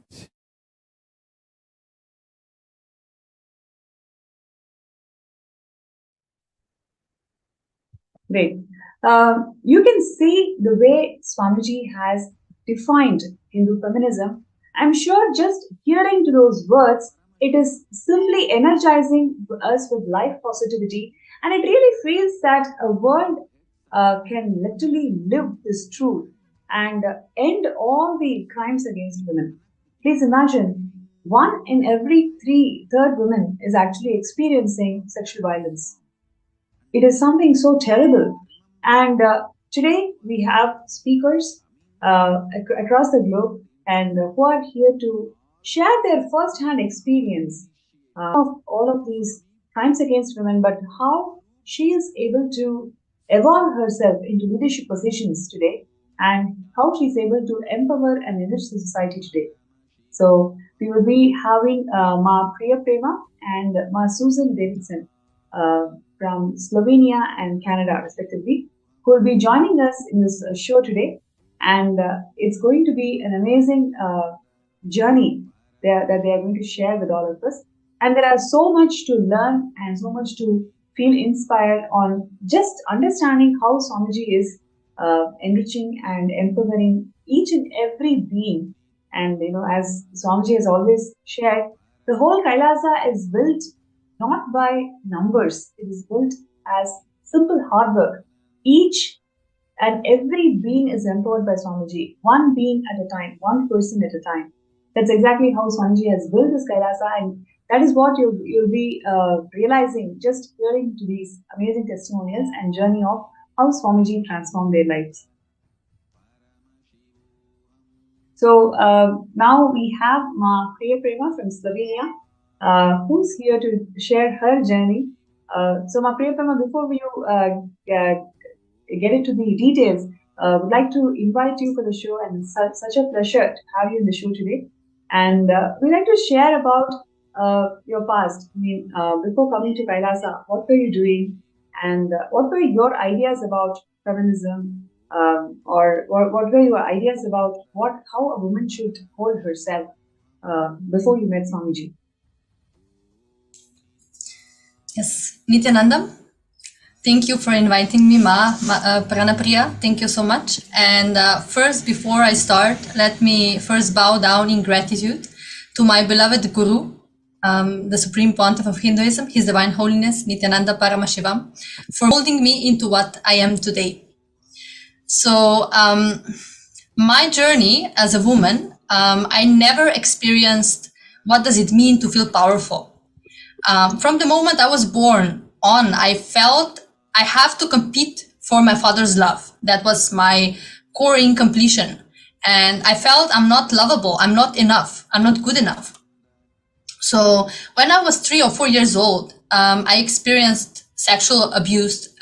It was from our family friends at the time. And that was the experience that basically, as a female and as a child at that time. So even though I suppressed it, later on, of course, when I started completing, I realized how much I have suppressed it. Because when I remember the incident, I felt that it could not be true. To that level, I have suppressed it because I didn't want to accept that this was happening to me. And even though I suppressed it, from that point on, I had trouble identifying myself with my feminine side. Mm-hmm. So I felt that was my fault, right? I was supposed to prevent this from happening somehow. I didn't feel that was the fault of the abusers. I felt that was my own fault. I should prevent it. And basically the only thing that was keeping me as a feminine afloat, my feminine side afloat at that point, was art. I remember when I was 9, I wrote my first poetry book, and I started sculpting and painting. So that was my expression at that time, how I was able to still keep myself in this, my feminine side alive, even though it was shattered.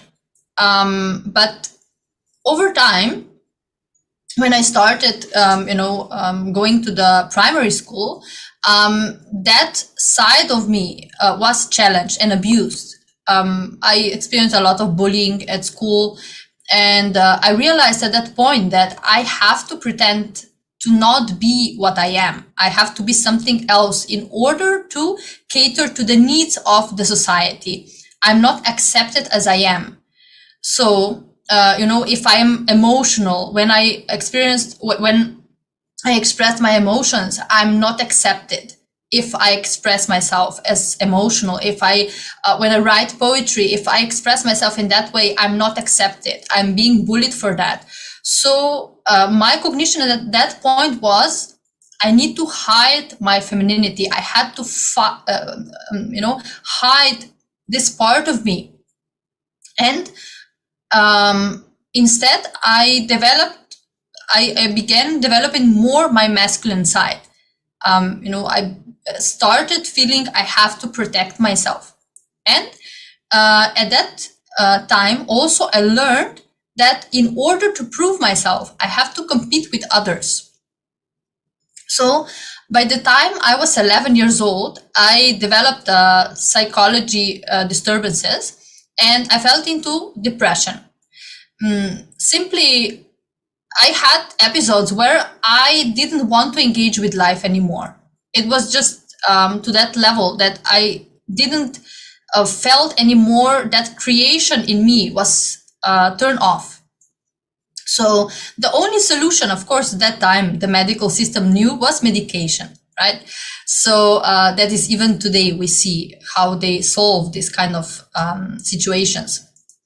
And even though I was just 11 years old, they put me on medication. They said, no, this is, some psychology disturbances, so we have to heal it and so on. So the side effects of that made me feel even more powerless. So it didn't heal the root cause of it. So at the age of 15, when I was 15, my father died. And then, of course, everything collapsed for me even further, because when my father died, the part of me feeling I have still the hope that, I will be able to get attention from him, the hope that I will be able to be enough to reach so high that he will be able to love me and accept me. That was, of course, my cognition at that time. I felt when he died that was over. No more chance for that. So then opportunity presented itself. We were, my mother and I, at that point, were in a really tough financial situation. So when I was 15 years old, I started working, and a person approached me and basically offered me to enter into the entertainment industry. And after some struggles with myself, whether to do it or not, I decided to do it. And when I look back now, it is basically how I figured that society will accept me. If I have the position in the society, if I have the fame, if I have that, then I will be finally accepted, right? But I ceased to live what I enjoyed. I ceased to write. I didn't create anymore, because when I was creating, whether poems or paintings, I felt alive. I felt more complete, because I was getting in touch with my feminine side. But when I started entering into the entertainment industry, it was just the opposite, which is quite interesting, right? Because as a female in this industry, you are presenting yourself. You should be presenting yourself very feminine, but the femininity that they are expecting you to show, it is not the powerfulness of a female, right? Of a woman. It is basically just catering to some needs of the certain project that you are doing. So as a model and actress, I was having external success, yes, but inside I was shattered, empty. There was nothing there, no sign of powerfulness. So constantly and day out, I was trading my inauthenticity. That was the bargain, right? I got attention, which I was always thirsty for. So there was never enough, because the root of it was different.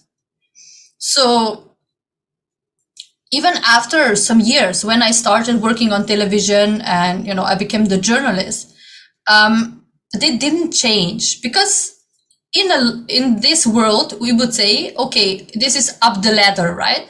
It's a higher position, but that didn't change my inner space. I was still feeling powerless. I was still feeling I'm not good enough, because that didn't empower me. my identity as a woman by then was already shattered. So that position or no other position could empower me. So when I was 19 years old, I decided to get married. And then I also decided to leave the industry and I opened my own company. So I become entrepreneur. And at that point, I didn't know anything about that, right? But I just felt that, now that I get married, I should be more stable. I should, become basically go out of this environment.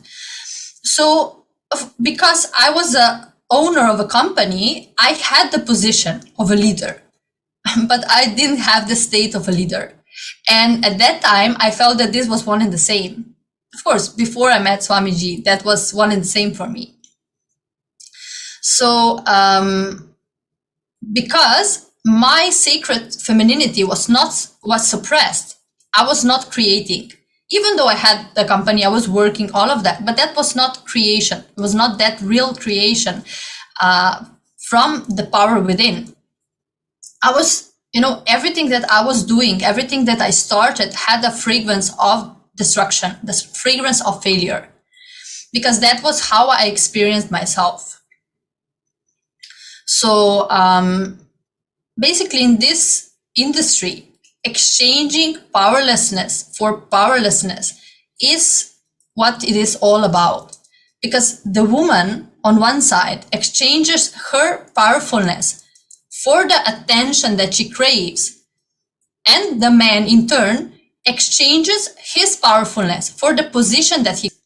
So both end up robbed and exploited in the process and start competing with one another for the power, right? Instead of uniting. So that inner space that I had led me to a marriage that was abusive, because through the whole span of life, it was never about having a quality relationship. It was about me getting the confirmation that I am loved, that I am protected. So because that I was so desperate to get that, I ignored the warning signs, everything, and I allowed myself to be beaten and abused every single day of my marriage. And I remember myself at that time saying, not only thinking, also saying out loud, that God has abandoned me, that God does not enter into that house, because I felt like I'm not deserving anymore of God. Even though as a little girl, I every day I prayed without any words, because but every day I prayed to God and said, please show yourself to me, please come to me. That was my prayer every night. But after I got married, I simply ceased to believe that. I believe that I'm not worthy of that anymore. So after 4 years of the marriage, I finally left my husband. And even though I have left, I have come back several times because of my insecurities. So I left, yes, but what I was inside, the powerlessness, the insecurity was still there. So I came back many times. Then I finally left and got divorced. Because while I was coming back, I didn't think I deserved better. I felt I was not entitled to a better life. So I had some very severe car accident where I miraculously survived. And after that, I simply felt that, God was with me at that time, because I should have died in that car, but I didn't. I survived. So I started thinking, okay, so maybe maybe, just maybe, God is still here for me. So he didn't abandon me. So I started seeking. I started feeling I have to get back to what I was. I have to somehow, whole thing that happened in between. So in order to heal, it was a long process. And in order to heal, I started writing a book. I didn't even think of it as a book at that time. It was just, notes, basically. It helped me because that was what I was doing my whole life. Writing, that was my big love. So that was my way of healing and of expressing. And then when I started, somehow I started interacting with in groups, when I was visiting these groups for abused women and all of that, I started understanding that what I have to say matters. So my story, my experience matters because not all the women will abandon that marriage. Not all the women will get rid of it, right? Maybe they will remain in the marriage because of the kids or whatever it is, right? I didn't have kids. So for me, it might be easier, right? Or not, whatever. But women, a lot of the time, stay in the marriage, whether it is for children or for some other reason. And I understood from, the women that I was speaking with that I should, if I have that courage, I should speak openly about my experience. Because the notes that I made was very raw. That was a very raw expression. I didn't alter it at all. I shared everything. All the dirty details, I would say, of, from how I was bleeding, how everything was there. So I decided at that time, when I was listening to these women, I said, okay, so if I don't do it, if I don't say, then who will do it? Because in Slovenia, there was no manual, or there was no experience, direct experience of a woman who survived something like this. So I decided for me to go ahead with it. I decided to expose myself, and because of my exposure in media before, naturally that means also that I will be exposed media-wise. So I accepted that also, but I felt that was more important than anything else. So the book came out and became the manual for the abused women, and I was basically very honored that I was able to contribute something to the lives of any woman who goes through the same thing. So in this process of healing and raising myself, I might have been trying different spiritual techniques to empower me, but inside, even when I was writing this book, I was still a shattered little child who deeply believed that failure is what is destined for. So when I look back now at the book, right, when I'm reading now my book back, I see that was still the space. Now, from this space now, of course, I will write it differently. I would have taken the responsibility, even in the writing, for what I have decided to experience at that point. So it was, yes, ma, sorry. Sorry. Priya Prema, I just wanted to make a note here. See, typically, somebody who has gone through such hardship right from young age, and then taking up a bold profession like modeling, out of the incompletion that, I need to really empower my masculine side, and then going through this very tough married life, and then saying that, okay, let me discover myself and putting that story out so that brings the awareness. This is probably one of the typical scenarios of how a modern feminist or feminine activist, women activists would approach the situation. But what is the important aspect that you're bringing here today is, though you are doing all these things, though the things that you are doing is right, but it is all coming from the broken space where you still don't believe in yourself, but you have to put up this space, to keep you going as a mechanism, as a defense mechanism. But it is really Swamiji's teachings and all the initiations that is actually repairing the true being. When the whole repair mechanism is happening from inside, from within, then you really discover yourself, right? The real alchemy, the process of realizing the divine within, the real alchemy happens in a much more powerful way, which is what today's women require, isn't it? Yes, Ma. See, it wasn't until I attended Paramashivam level 2 at that time. It was the beginning of the COVID, epidemic, that for the first time I realized, or I encountered myself with real feminism.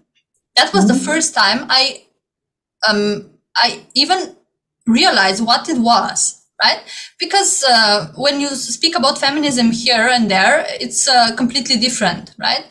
And I was simply mesmerized by how with each word Swamiji was cherishing the Divine Mother. And I was of my true identity. I realized how much I have lost in all of this time. So the more I started living in the ecosystem of Kailasa, of course, all the initiations, satsangs, of course, the yoga, everything. The more I started living in ecosystem, the more I felt empowered. The restlessness that I felt inside just disappeared because I did not have to search my power outside anymore. It was just sitting in my inner space, right? Waiting for me to be awakened. So that was one breakthrough. And I still remember, the moments in this program where simply everything shattered. And I remember when I applied for the program, even before that, I was already connected with Swamiji, but I was just listening to satsangs, right? And a program I did. But I remember still, I just woke up and I still remember the email that I got. And there it was in bolden letters, Swamiji's quote: "Once the program ends, you will not be there anymore. Only Paramashiva will be there." And I remember myself saying, that is what I want. I don't want to be what I am now. That is not what I want. That I don't feel connected to that. This is what I want. And Swamiji delivered that 100%, 1000%, more than that. So later on, when I became I became involved with, started volunteering for Kailasa, and later on, I got the blessing to become the coordinator for my country.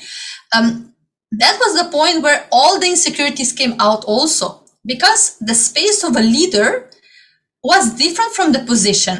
That was the click that I still didn't got at that time.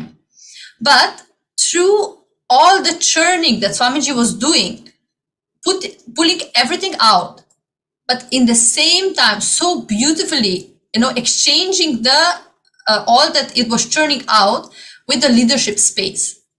So I started at that point when I worked, when I worked and volunteered, and I started doing his work. I started to realize the value of one woman empowering the other instead of competing with one another, right? Because that is the world that I was coming from, competing with each other. So the ecosystem of Kailasa made me fall completely in love with my own femininity and rediscover it, because I didn't realize what it was before. And of course, heal from all the times where I allowed myself to be exploited. So before, I can say that I was chasing confirmation from outside through position, fame, right? Relationships. But no matter what heights I reached as a career woman, I was not able to be satisfied because my broken self was, still there intact. There was never satisfying enough. And even though I experienced all the extremes in life, whether it was, when my father died, me and my mother, went through the extreme poverty of being without electricity, water, all of that, and going to the heights of being a sales director of a big company and, having a luxurious life, tasting it. But all of these heights today, when I look back, neither of that impresses me now. Nothing is important because I'm not mesmerized by the world in whatever shape it presents itself, whether it is low or high, it doesn't matter. But what I am utterly mesmerized by is by the love and compassion that Swamiji has showered me with, that I am utterly mesmerized with.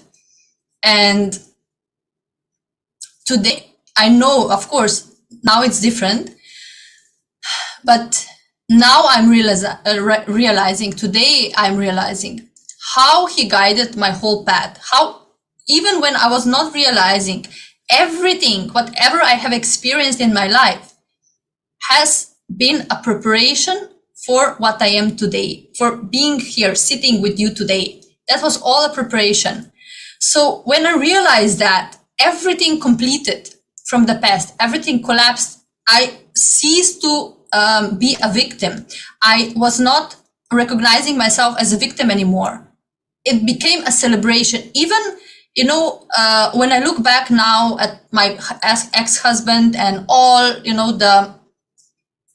the experiences that I had, even before that, I see it all as a lila, as a celebration, because it was all part of me being here.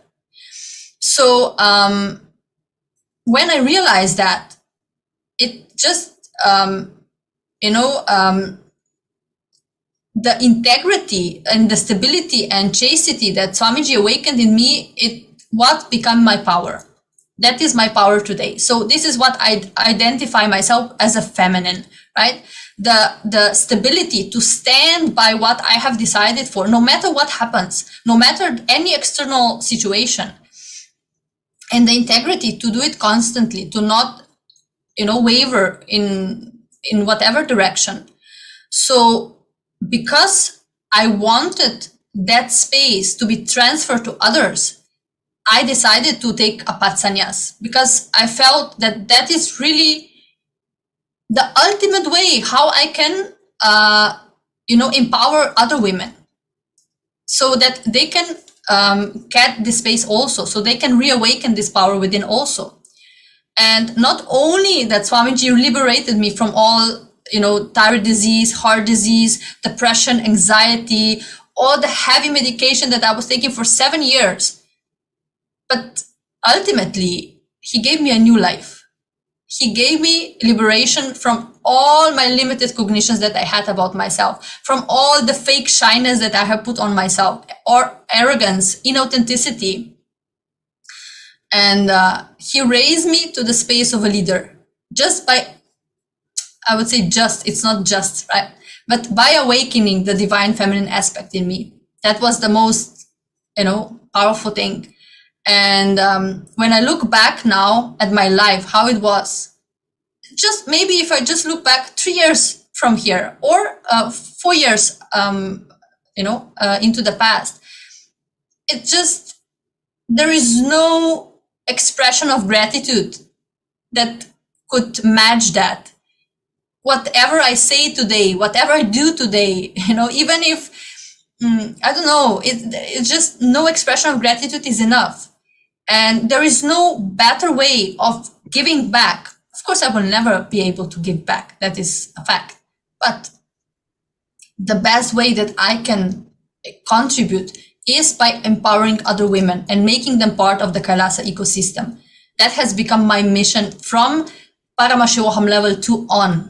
It has become my mission. It has become the reason why I live. So, because I strongly believe that only through the reviving and remembering the Vedic feminism we can bring justice to what humanity has lost by suppressing the cosmic mother in each woman.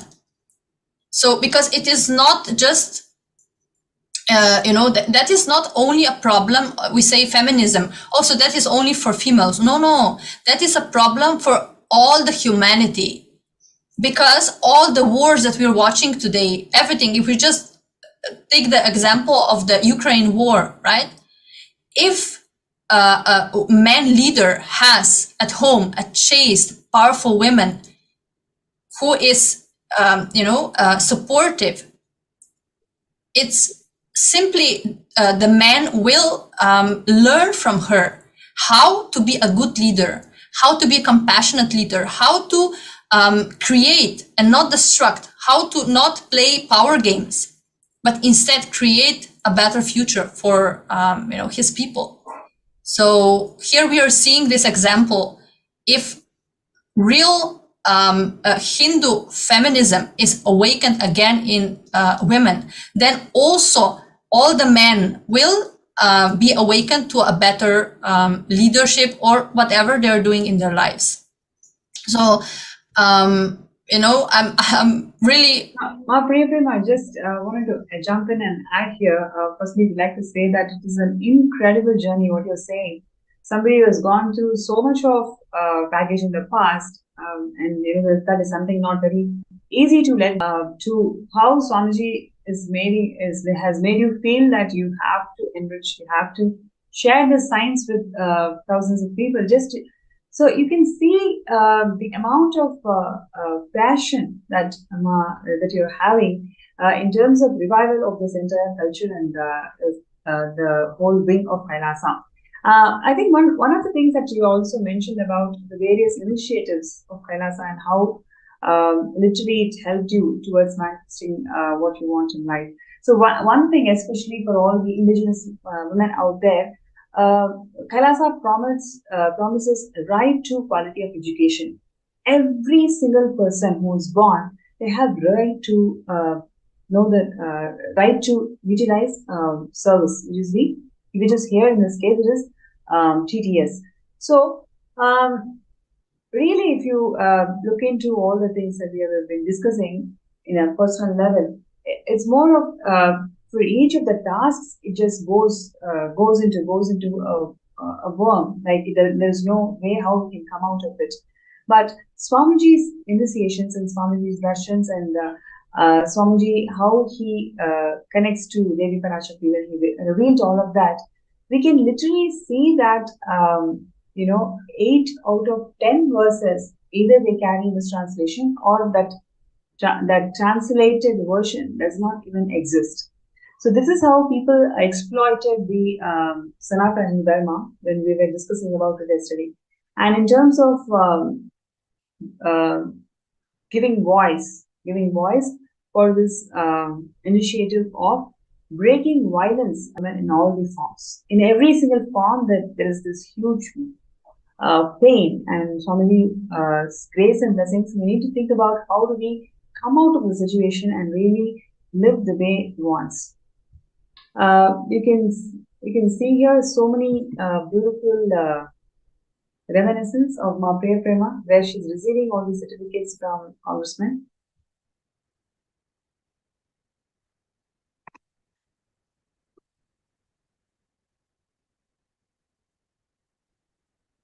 Ma Priya Prema, am I audible? Yes, ma. Yeah. So I was just checking with you, like how do you feel this whole movement of Kailasa is instrumental in your transformation at an individual level, and also you want to extend this for all the positive intentions also. Yes. So I would say that there is no leader in this world who is empowering women as Swamiji is doing. There was never that kind of a leader, and it is not.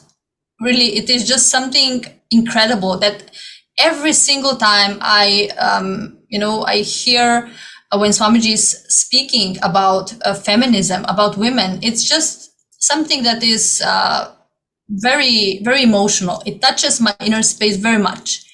And the inner power that I got by being a part of Kailasa ecosystem, it can never be taken away by any external or internal force.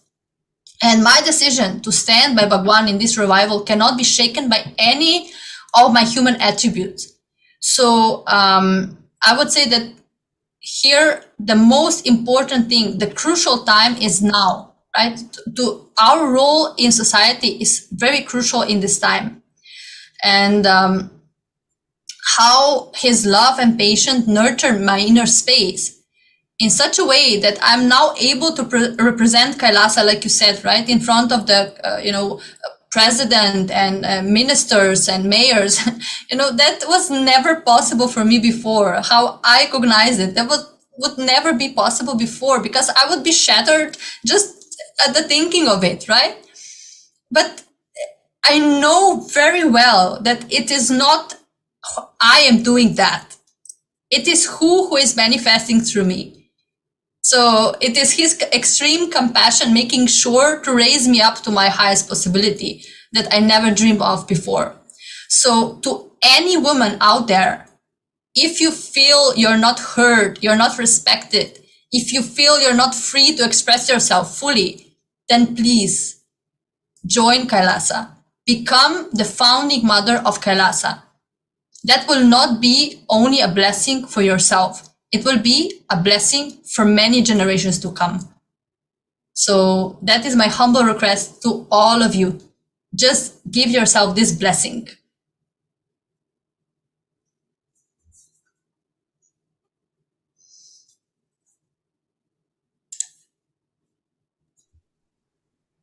Yeah, I think that was a very powerful sharing, Priya Prema. Thank you so much for being open.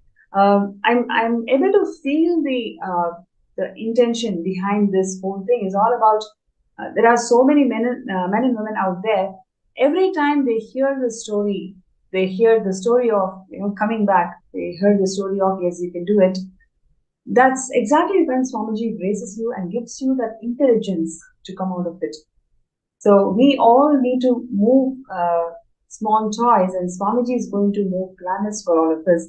Just really allowing this Mahavakya, this entire thing into all the times, like food or truck delivery, whatever it is.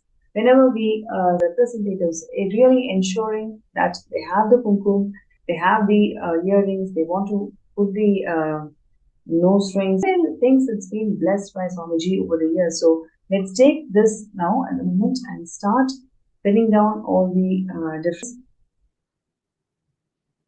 I also wanted to share with all of you is the immense contribution of Swamiji in terms of evolving the rural development of women.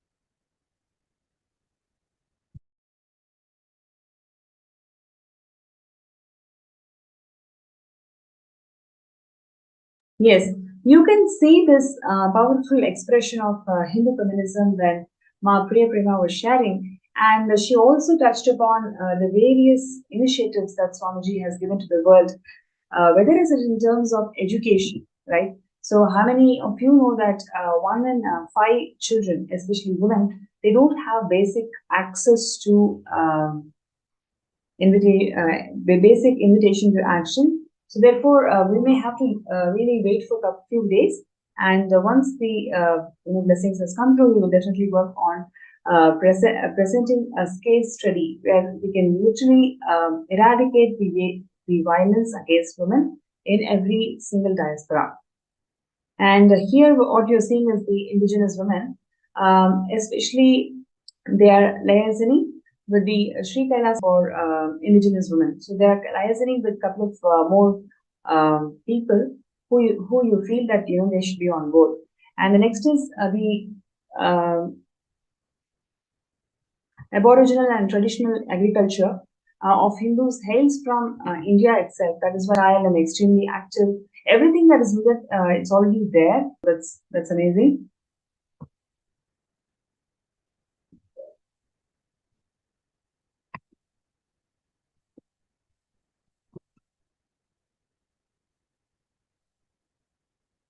So while we wait for Ma Priya Prema's concluding remarks, it's my pleasure and honor to welcome Susan, Ma Susan, for this segment today. Thank you so much for joining.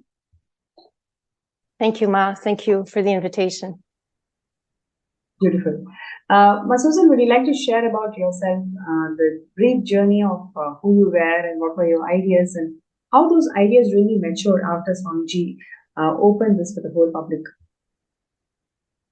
Sure. I've known Swamiji, 10 years now. So I can say my perception of myself, life, other people have completely transformed since I met Swamiji. And since we're talking about Hindu feminism, that was an issue growing up that was always close to my heart, because even as a young child, I always had this sense of social justice. Like I saw what wasn't right. I saw what was fair, what wasn't fair, but I didn't have the language. I didn't have the inner strength to really know what to do about it. So when I was growing up, and this is back in the 60s, so I'm really dating myself.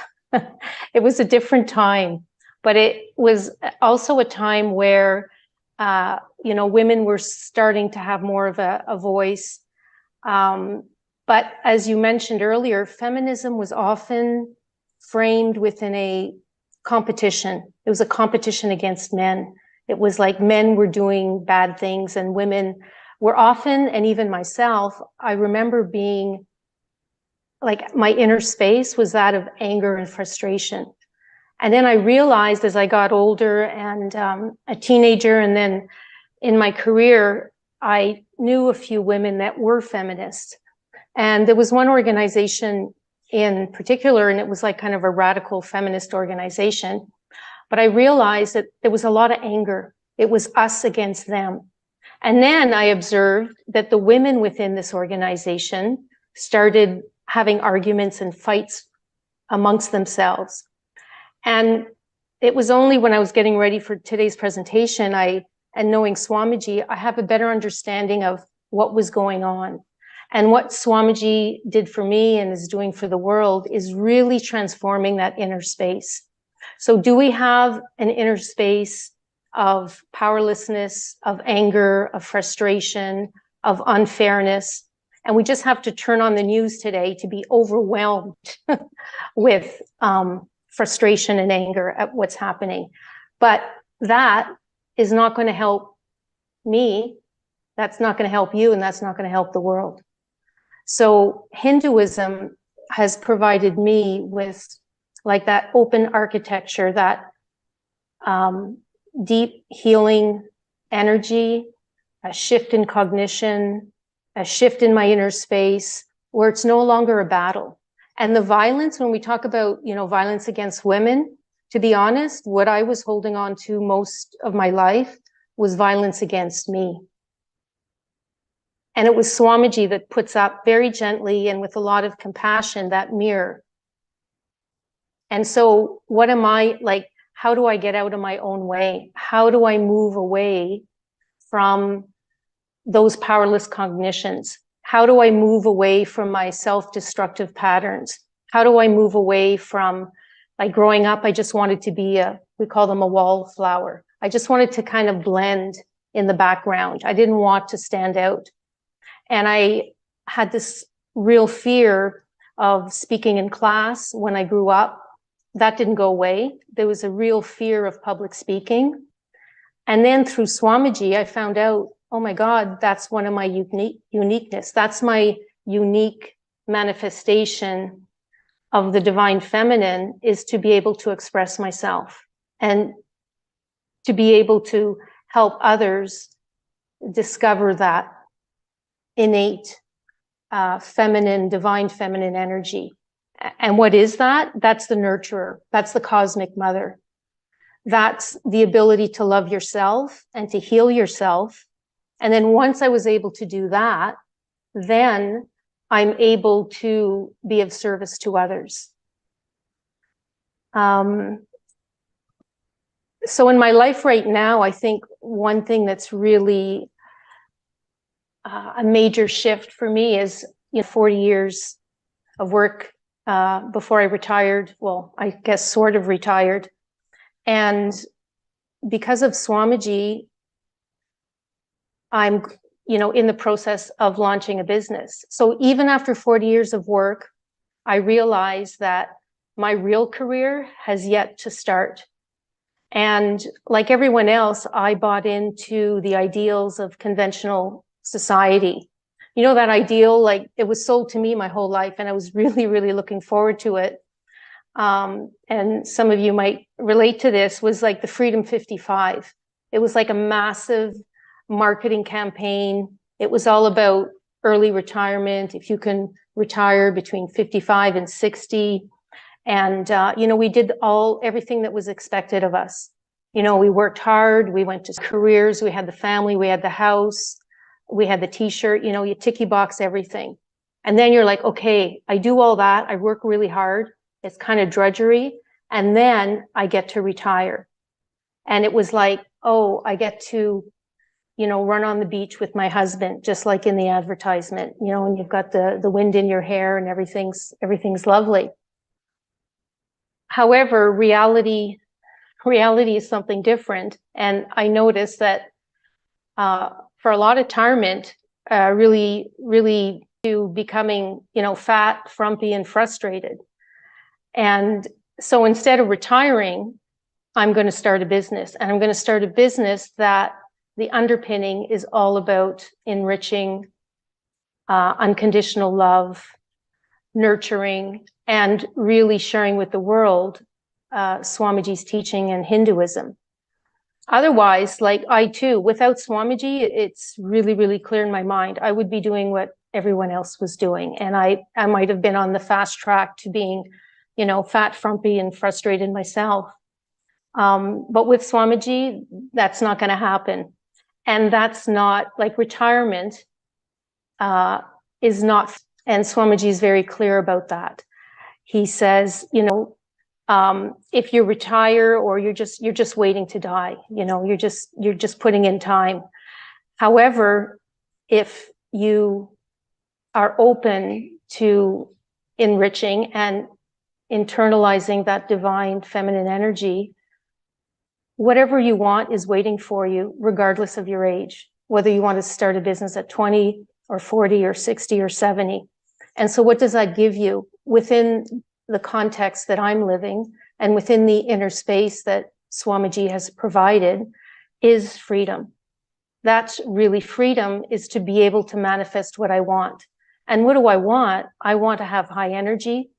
I want to feel fulfilled. And I realized rather quickly with Swamiji that fulfillment is enriching others, is being of service to others. And so at one point in my career, and that kind of coincided when I met Swamiji, is I completely shifted my career. I had a very corporate job, and I was, applying for all these jobs, getting promotions. And I was working in areas that, were less and less interesting. So I went back to school, and I decided to go in more of a, supporting people in mediation and coaching and ombudsman services. So when I went, after I came back from Swamiji's programs, I just had this strong cognition that my purpose in life is to help others. So step by step, even though many people told me you can't get there from there. Oh, you can't, get this job without 5 years experience. I ignored all that. I just kept taking one step at a time. And I ended up in my ideal job. And then there were other positions that were opening up, and a lot of my colleagues were getting higher and higher positions up the corporate ladder. And with Swamiji's guidance, I decided that's not for me. I don't mind managing, but I also want to maintain and keep seeing clients. And I also want to build a team where I can support them and give them all the training and support they need to be the best practitioners. I would have never had that cognition.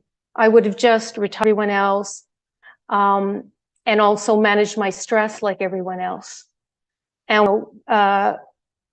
living in North America, you know, you work your week and you're kind of like a weekend warrior. You can't wait for that Thursday night, Friday night, and the weekend. It's like you live for the weekend. And what do you do to unwind? Well, you might have a few beers, you might have a glass of wine. And then with COVID, we all know that the incidence of whether it's alcohol abuse or pharmaceuticals or drugs is just going through the roof, creating more and more depression. And depression actually was something that I experienced, but not in a obvious way. It was more the depression of success. Before I met Swamiji, as I mentioned, I had everything that life or my family, society expected. I had the job, I had the family, something was missing. And that was the depression of success, is you do everything that you think you need to do. You do everything that you think is right. But at the end, it's shallow. At the end, something is missing. And for me, what was missing is really discovering who I really was and dropping everything that didn't serve me. So there was a lot of anger, a lot of frustration, a lot of fear. And so through Swamiji's inner awakenings, through the yoga, through the meditation, through the detox, like Nirahara Samyama, I've been struggling a little more with that lately, but in the last 10 years, I think I did Nirahara Samyama at least 14 times successfully. So when you detox the body, it's like you also detox the mind and you create this space of really, really high energy. And I think this is what society needs now. This is what women need, and this is what men need as well, because that Hindu feminism, that nurturing energy is not just for women, it's for men. Men have it too. I think society and men might have a more difficult time expressing it because of social pressures of suppressing that. But Swamiji tells us that we can easily nurture that divine feminine. In the morning, waking up, for example, and having the intention of let me radiate a nurturing attitude.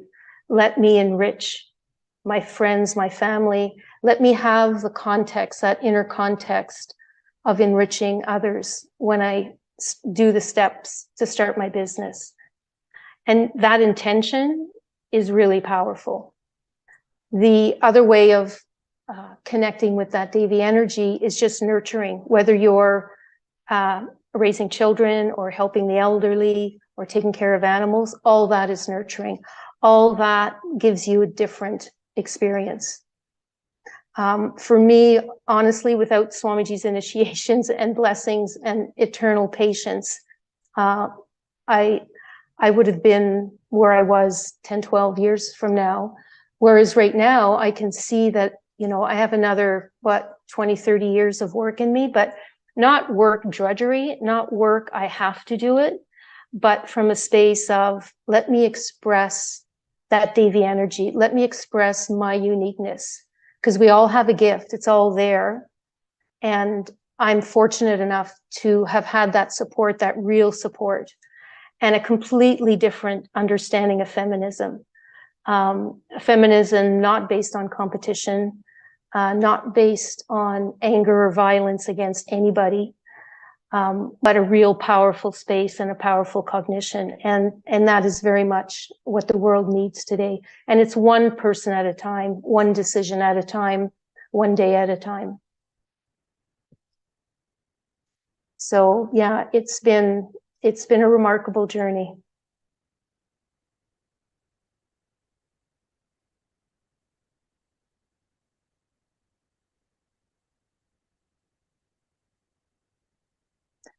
I can also add that through Swamiji, I talked about, changing my career. I also quite easily was able to change my lifestyle.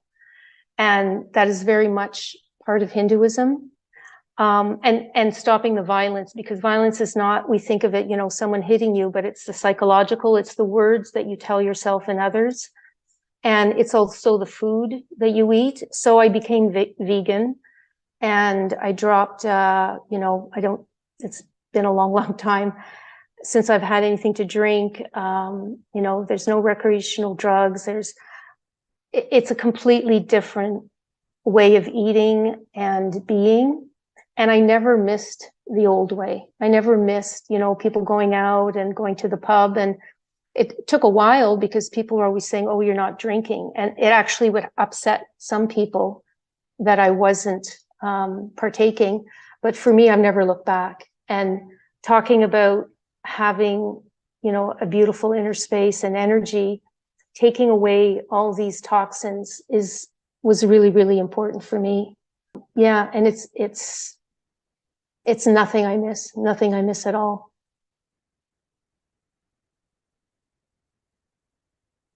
So that, Hindu feminism has given me the inspiration to share Swamiji's gifts with others, because our true nature, like everyone's true nature, is to nurture, to love unconditionally, and to enrich. We just might not know it. Whereas pre-Swamiji, I was way more focused on myself and way more focused, let's say, just me and my family. And now I truly, truly do care about others. I care about strangers. I care about humanity in general, because we do all have something to share and something powerful. And, I mentioned earlier kind of, moving up the corporate ladder and the rat race. And one thing Swamiji said once, and it always made me laugh. He said, you can win the rat race, but at the end of the race, you're still a rat. I always thought that was like, okay, note to self. And that's kind of behind door number one. Like, we can just keep doing what society, or we can stop and reflect and say, I want something else. And I would say behind you is the really powerful science of Hinduism. Behind you have the ability to open that door to your true nature. And that true nature is the divine feminine energy that nurtures you, that loves you, that heals you. And then once you heal, then you could be of service to others. And throughout my career, I've met a lot of good people that have wanted to help others. Oh, I'd like to do some volunteer work overseas, or, I'd like to work with women or men, and unfortunately, a lot of them, it's just kind of a pipe dream. Why? Because they're too tired. Why? Because they're so dragged down by their own life, and the toll that society takes on them, that they never actually get to live have a fulfilling life. And Swamiji has told us that's why people are so afraid of death, because as you get closer to death, you realize, oh my God, I didn't do what I wanted to do. There's something missing, and intuitively we all kind of, in the dark moment, or a moment of, reflection, it's like something's missing, something's not okay. And Swamiji provides all that, whether it's like, especially now with all the online programs, with yoga, with detox, there's something for everyone, because everyone, men and women, have that, I think, birthright to manifest their true potential and to feel that Kundalini awakening, to feel experientially a really strong, to actually like yourself, like truly like yourself, not just a Facebook post where everything looks good, like to truly love yourself, and then to be able to share that with others. So in a nutshell, that's been my experience. See, one quote that Swamiji shares is very stood up for me, which is, he says, woman is emotion and her very breathing is power, right? So it's such a powerful statement. Every time I remember that, I feel empowered. And by this, I feel we are all being reminded of an extraordinary potential that we have to bring stability to the world, right? Because we are sharing here our own experiences. But in reality, every single woman has an experience like that, for sure. And if each one of us stands for Hinduism, stands for the revival of this science, because it's a science, right? Everything that that Swamiji gives, whether it is puja, whether it is, yoga, panchakriya, whatever it is, everything is, a science. So for me, how my body transformed, how everything, single aspect in my life transformed through all of these practices. And this is something that has been taken from humanity. I feel that we have the responsibility to bring this back, to stand. I think it has really come the time to stand for the Sanatana Hindu Dharma and really make sure that each woman gets empowered to stand for herself. Because sometimes I feel, when we are attending programs, right, like Paramashivam, Paramashivam for 21 days, right? So if you're a mother, you have children, sometimes as a woman, you feel maybe, guilty, right? Or, I'm spending all of this time in a program, but my family is not taken care of. But in reality, there is the most compassionate thing that you can do, because, that is how we empower also our own families. So, yes. Yes, very much so. And you bring up a good point, because often we'll say, well, especially as women, like, okay, well, I've got this to do. Other people are counting on me, and you get pressure often from family and friends. And I went through that. Even when I changed my lifestyle, and I told one of my sister, I said that, I'm not drinking. I haven't drank anything in a year. She burst out laughing and said, oh, it's only a matter of time. She had no idea of my commitment, or once you don't have that in your system, it's like, I don't want that ever, and so it's the enriching your family. And now no one thinks twice. Or if I say, oh, I'm doing a program, they get it, and there's, for myself, Swamiji will come in and help. Like if you have a barrier, it's like, oh, my husband's not supportive. I have friends or family that say, negative things about Swamiji. If you have the intention, if in your heart of hearts that you just connect with yourself and say, okay, what is it that I want? I want to feel peace. I want to feel good about myself. I want to make a difference for me and others. And you're just sincere in that intention, and connect with Swamiji. Just look at his picture. Even if you feel, well, I don't really know this fellow very much, he's new to me. Just connect in whatever way works for you, and you will see. You will see how things shift for you. It has to shift, and it's shifted for me so many times. And being a bit, as they say, longer in the tooth, I had a whole lifetime to complete. It's like a major excavation, but it was worth it. It was very, very fulfilling. And yes, definitely Hinduism is the way of the future. Why? Because it has something for everybody, and it's based on experience, and it's based on real healing. And as we say, the proof's in the pudding from everyone that's benefited from Swamiji and Hinduism.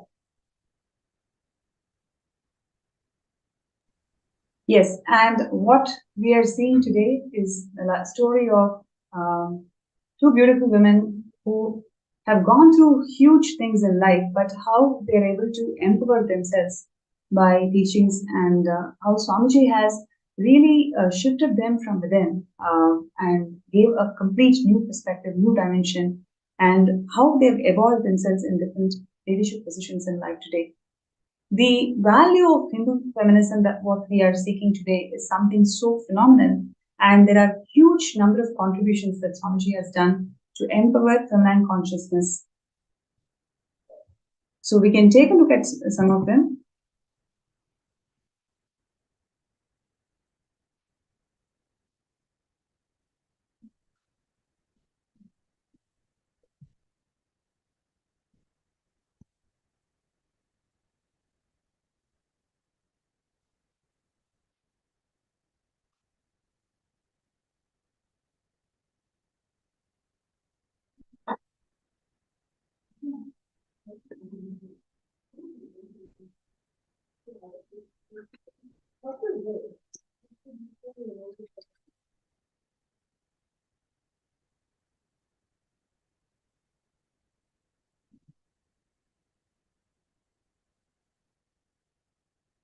Yes, so there were several women empowered camps that were conducted by Swamiji over the years, and especially to empower all the rural women in.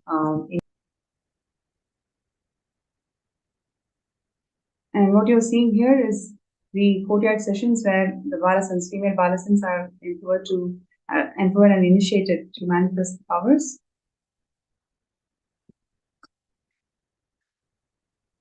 Empowering women in the field of arts, where whether it is dance or music or every other form of arts, how Swamiji has empowered the feminine consciousness to express themselves fully. And we also have here the 108 Women Empowerment Center inaugurated back in 2008 itself.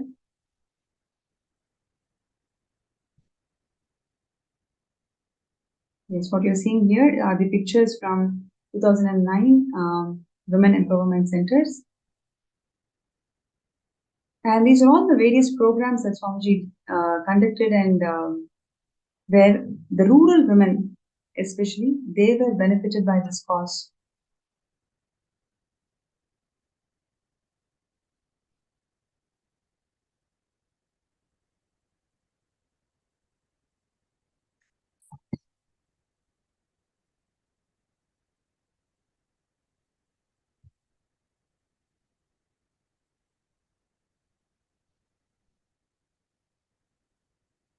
Yes, and these are all the different medical camps that Swamiji conducted over the years to help and benefit the health of the rural women.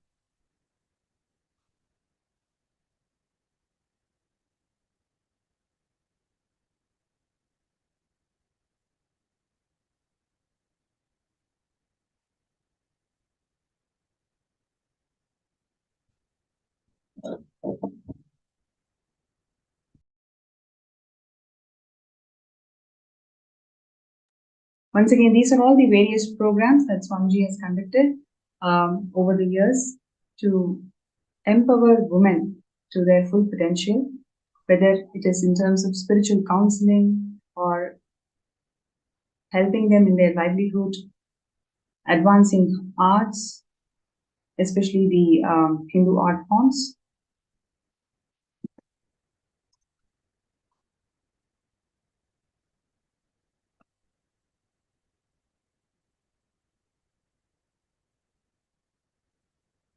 And the agriculture, even the sovereign order of Kailasa, Swamiji had inspired all of them to even learn agriculture.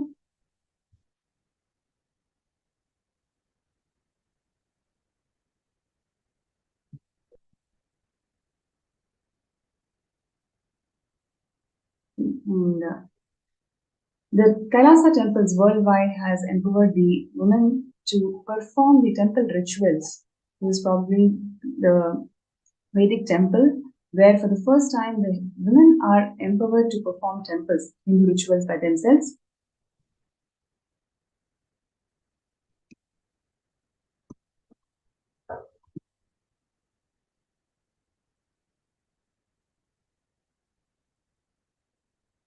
And what you're seeing here is the arts, Hindu arts, where Swamiji has empowered the women to perform the Uttamottama Seva to one and all.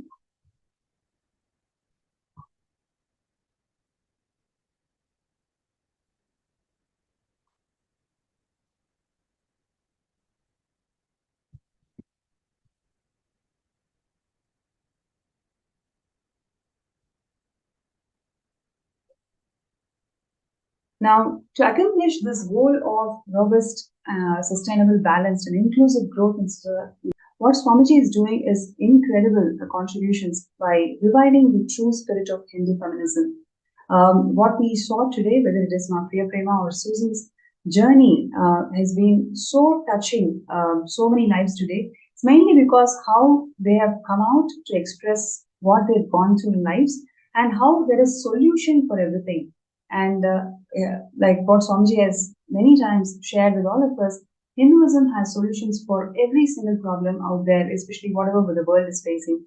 And all we need to do is revive Hinduism, revive all the techniques and methodologies that Swamiji is sharing from Hinduism, share it with the world, and that is exactly what Kailasa's various agencies and the various international humanitarian agencies, Kailasa's various educational platforms, everything is doing, everything is sharing this science of Hindu feminism and the knowledge repositories that Hinduism has got to overcome every single life problem that we are facing. And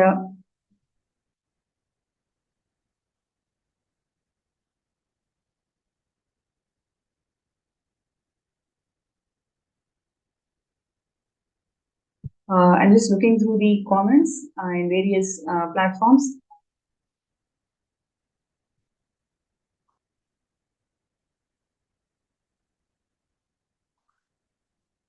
Right. So Nathan Porter is sharing that may Shiva return to earth, incarnate with all the powers and majesty.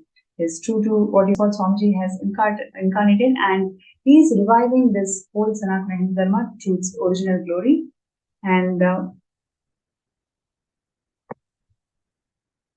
yes, so the revival of Sanatana Hindu Dharma is what is happening through the Sarvanyapita. Every day we've been sharing about various aspects of Sarvanyapita. One aspect of Sarvanyapita, what we have seen in today's sharing, is all about the revival of the divine feminine consciousness, the revival of Hindu feminism. When it is revived, what is the impact that it can create in society through a variety of projects and initiatives, and how it impacts an individual in the community, and how it impacts the nation by itself. So the revival of Yogini Sarvanyapita that Swamiji has done over the years is all about making this process of power manifestation in a most powerful way, where women can express the extraordinary powers of Paramashivam, and at the same time they are able to express themselves in all the various dimensions which they have not explored before. So this level of in-depth revival and empowerment of feminine consciousness has never happened before, and that is exactly what Swamiji is doing. And every single wing, every single aspect of Sarvanyapita is all there to address these issues, address the global issues, and finding the right Hindu solutions. So I request everybody out there to take some time to file your intentions. You can file your intentions, post your intentions in skshp.org/contribute. And would like to really thank Priya Prema and Susan Davidson from the bottom of my heart to grace the show with such powerful sharings. I'm sure there are so many people out there who are truly benefited by what you shared today. Thank you so much, Ma, for inviting. Thank you. So, Thank you. Now back to the Sarvanyapita. Avatar has descended to this planet Earth to revive the Sanatana Hindu Dharma to its original glory. Every day we've been seeing different aspects, different problems that the current world is facing, and how Swamiji has solved these problems, or in fact, made these problems redundant, gave a complete new perspective to the problem that we are facing today by again and again presenting the right solutions, user-friendly solutions from Hinduism. This revival of Hinduism and presenting the right user-friendly solutions from Hinduism to the world is what one of the most important aspects of Sarvayapita. If you feel that yes, this is something to the world, especially when 1 in 3 women are experiencing the gender violence today, what is the way out? What is the way how we can empower ourselves and to find a society which is all inclusive, which is all inclusive and cooperative, and where the gender justice and gender equality is the norm of the society? Kailasa is the solution. Kailasa is really the solution where you can experience the true Hindu feminism, where it is not about competing with women, it is about expressing the uniqueness of who you are and what you do. So, would like to request all the viewers out there to take a few minutes and file your intentions. You can post your intentions in sksjp.org/contribute.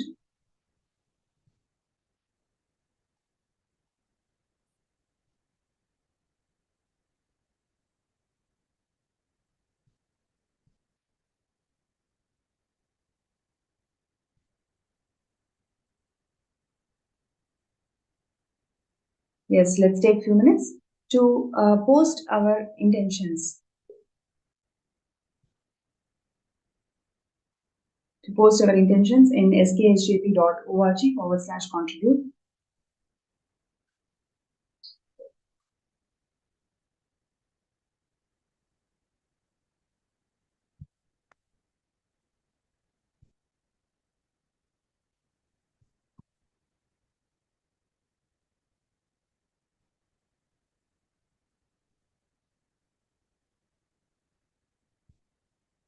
Right. And also, all the viewers, whoever would like to request for a third eye scan for you to manifest the Sarvayapita, you can post your interest to get scanned.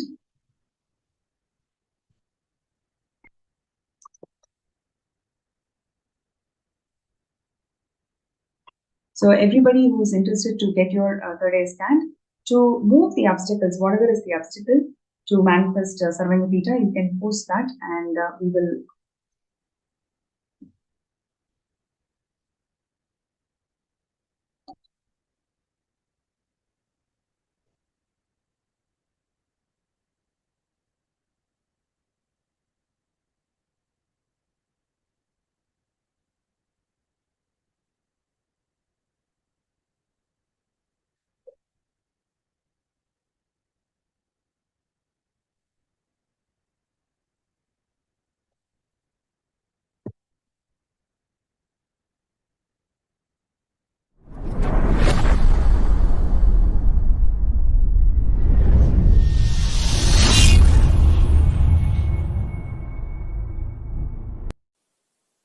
all of you spend little time, study what is your secret coding of the software which is coordinating your body, which is keeping you alive. Understand?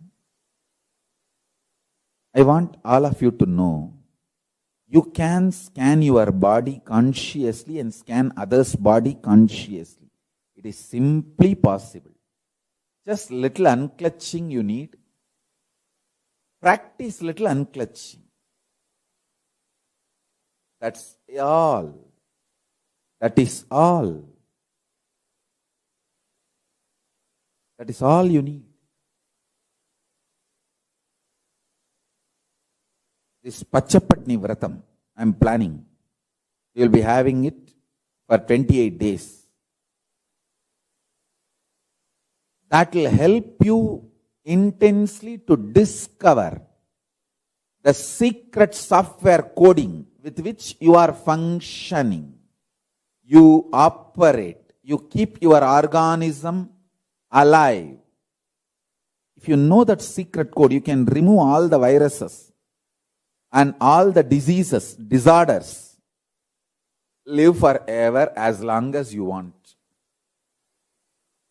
Understand?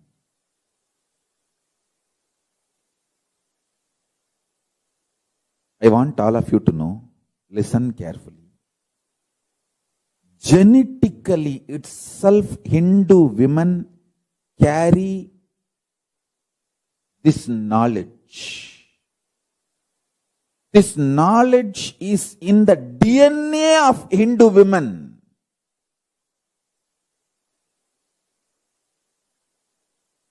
Hindu women are the best to make a stable family.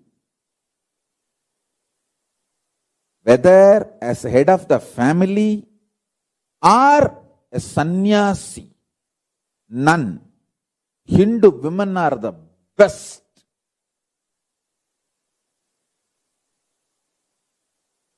In the whole world. Go to the statistics. I am not making blah blah statements. Go to the statistics. Hindu origin, Hindu heritage women. See the diverse rate. Compare it with the women from other civilization. Hindu women are the most stable family heads. Whether in business, running a family, professional success, even as nuns. The terrorists who are trying to destroy Hinduism, they steal Hindu women because they know Hindu women make best family. They make the best family head. It's not something recently.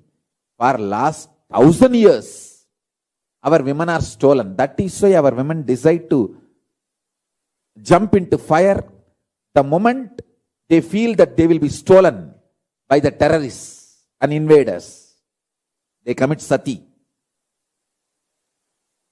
If they know that they are going to be stolen by terrorists and invaders. Same way, just study.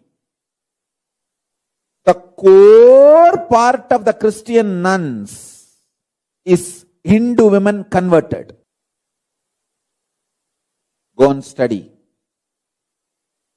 Then you will understand what I am saying is true. Only in India, 75,000 nuns. From where they are coming?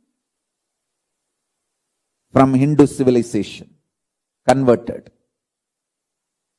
They form the core, backbone of Christian conversion mechanism.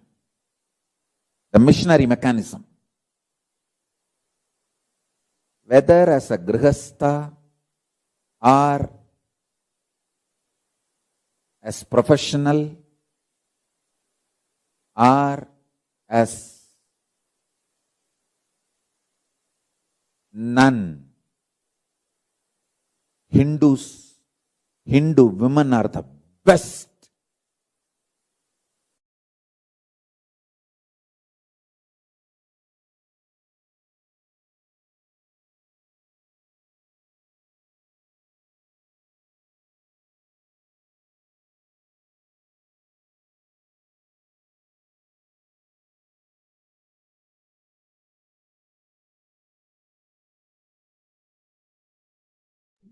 Yes, I'm just looking into the comments. Whoever is talking about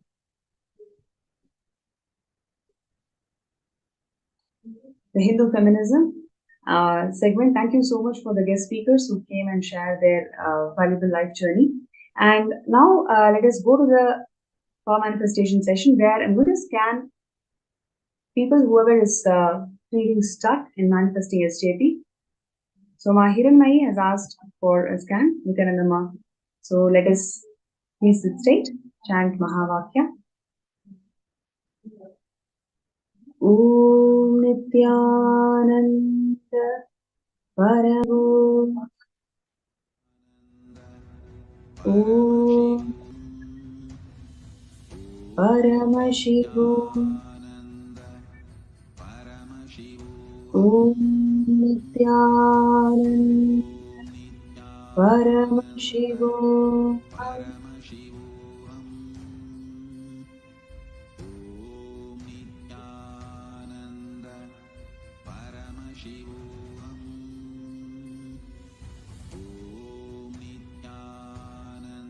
Ma Hiranmayi, one thing what Swamiji is showing is pick up 3 things in your life which you have deliberately given up, deliberately decided that this is not for you, it's very difficult, and I don't think I can succeed. So pick up 3 things in your life which you have deliberately given up, and today take a sankalpa that you are not going to give up, you will actually take one step towards it. The moment you start taking one step towards it, you will see whatever is right now stuck towards your manifestation for SJP, it will simply move on. Swamiji's grace and blessings, it will simply happen. So write down 3 things in your life where you have given up deliberately because of some impossibility that you cherish.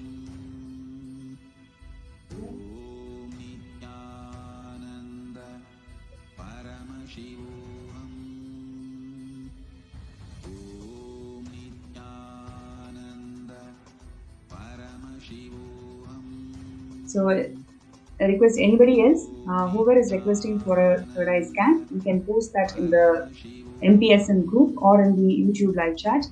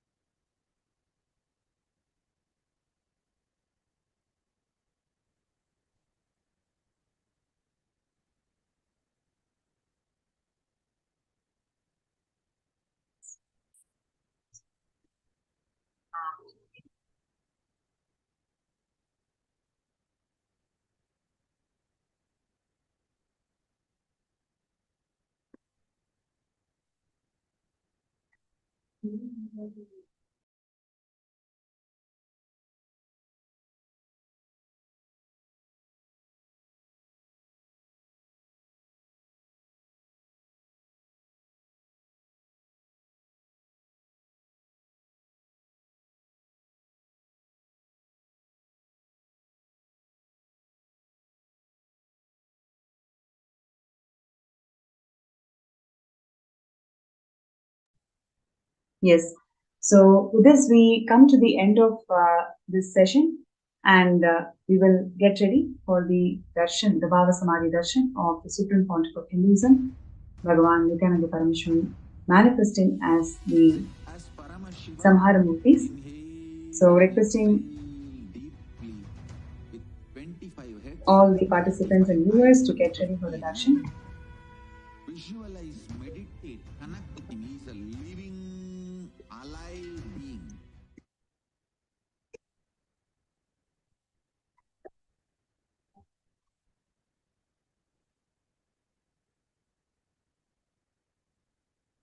Nityanandam.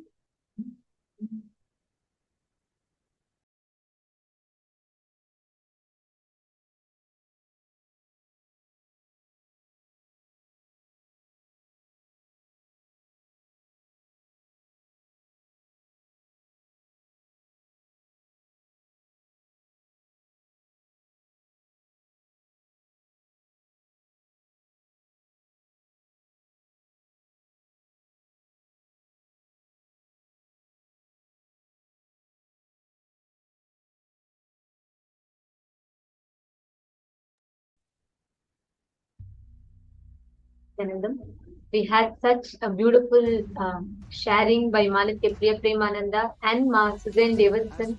Many of us uh, from different walks of life listening to this would have encountered similar crises and situations in your life, right? It was not actually when I was listening to Ma Priya Prema and Ma Suzanne Davidson, both of them share the different perspectives of how being with Swamiji empowered them as a woman, right? They are different in the different facets of their life.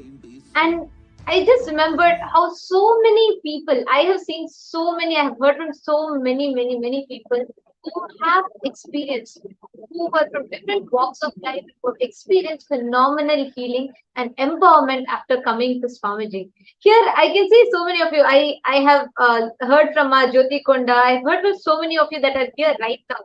So, I request each of you to share. How many of you sitting here, when you listen to this, when you listen to the sharing from Priya Prema and from Suzanne Davidson, how many of you felt, oh my God, yes, after I met Swamiji, I never would have ever cognized myself like this if not for Swamiji. I would have never understood what feminism or what empowerment is all about if not for Swamiji. It's not, this question is not just limited to women, it's also for men. Everyone that I hear. Everyone that I hear.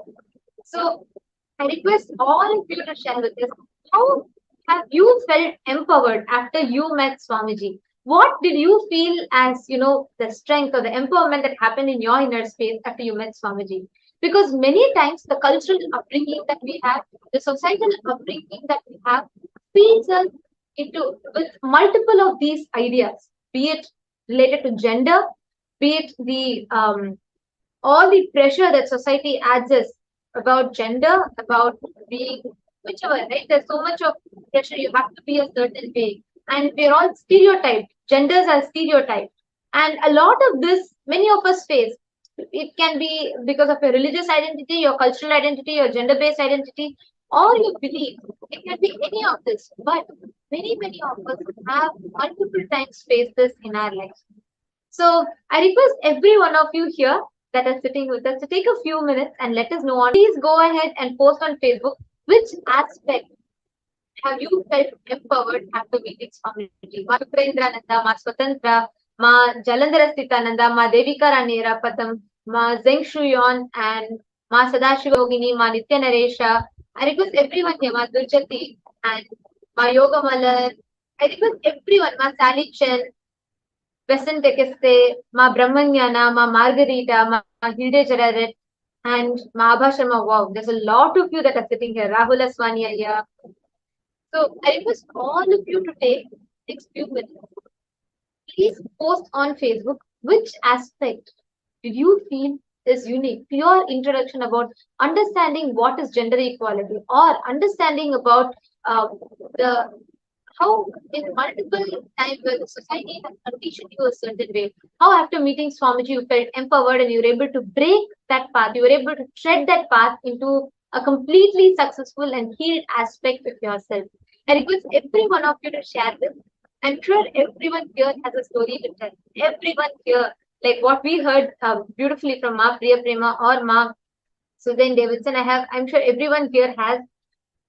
Actually, it's very concerning that despite of the centuries, I would say, of different types of empowerment being done, right? Like earlier when it was Sanatana Hindu Dharma, the basic nations were thriving.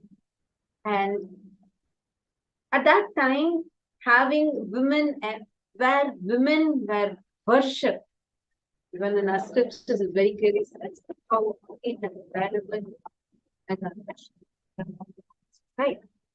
So at that time, the way how women were respected was completely different to now. How, despite all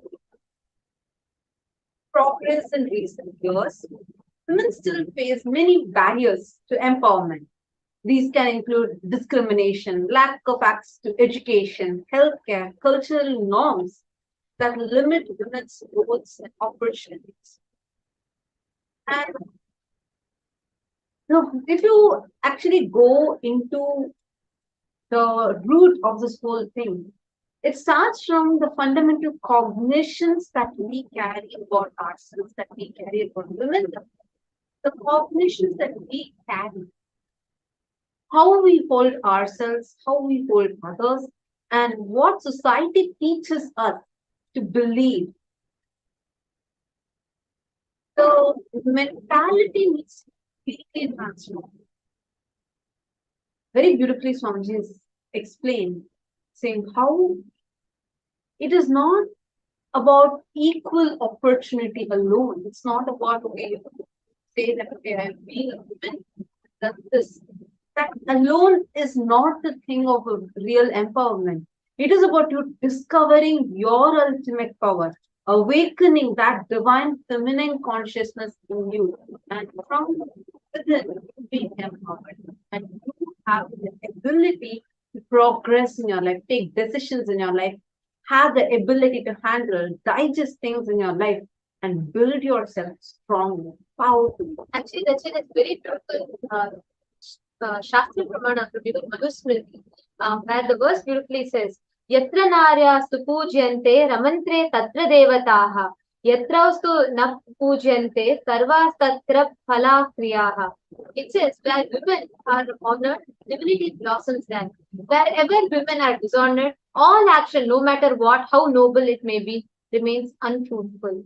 It is not just about women, or it's not just about what we understand as women empowerment. It's about the whole gender barrier being completely broken, and how it completely changes the very ecosystem around us is entirely different. And it is only with Swamiji here we get that extremely beautiful space around us.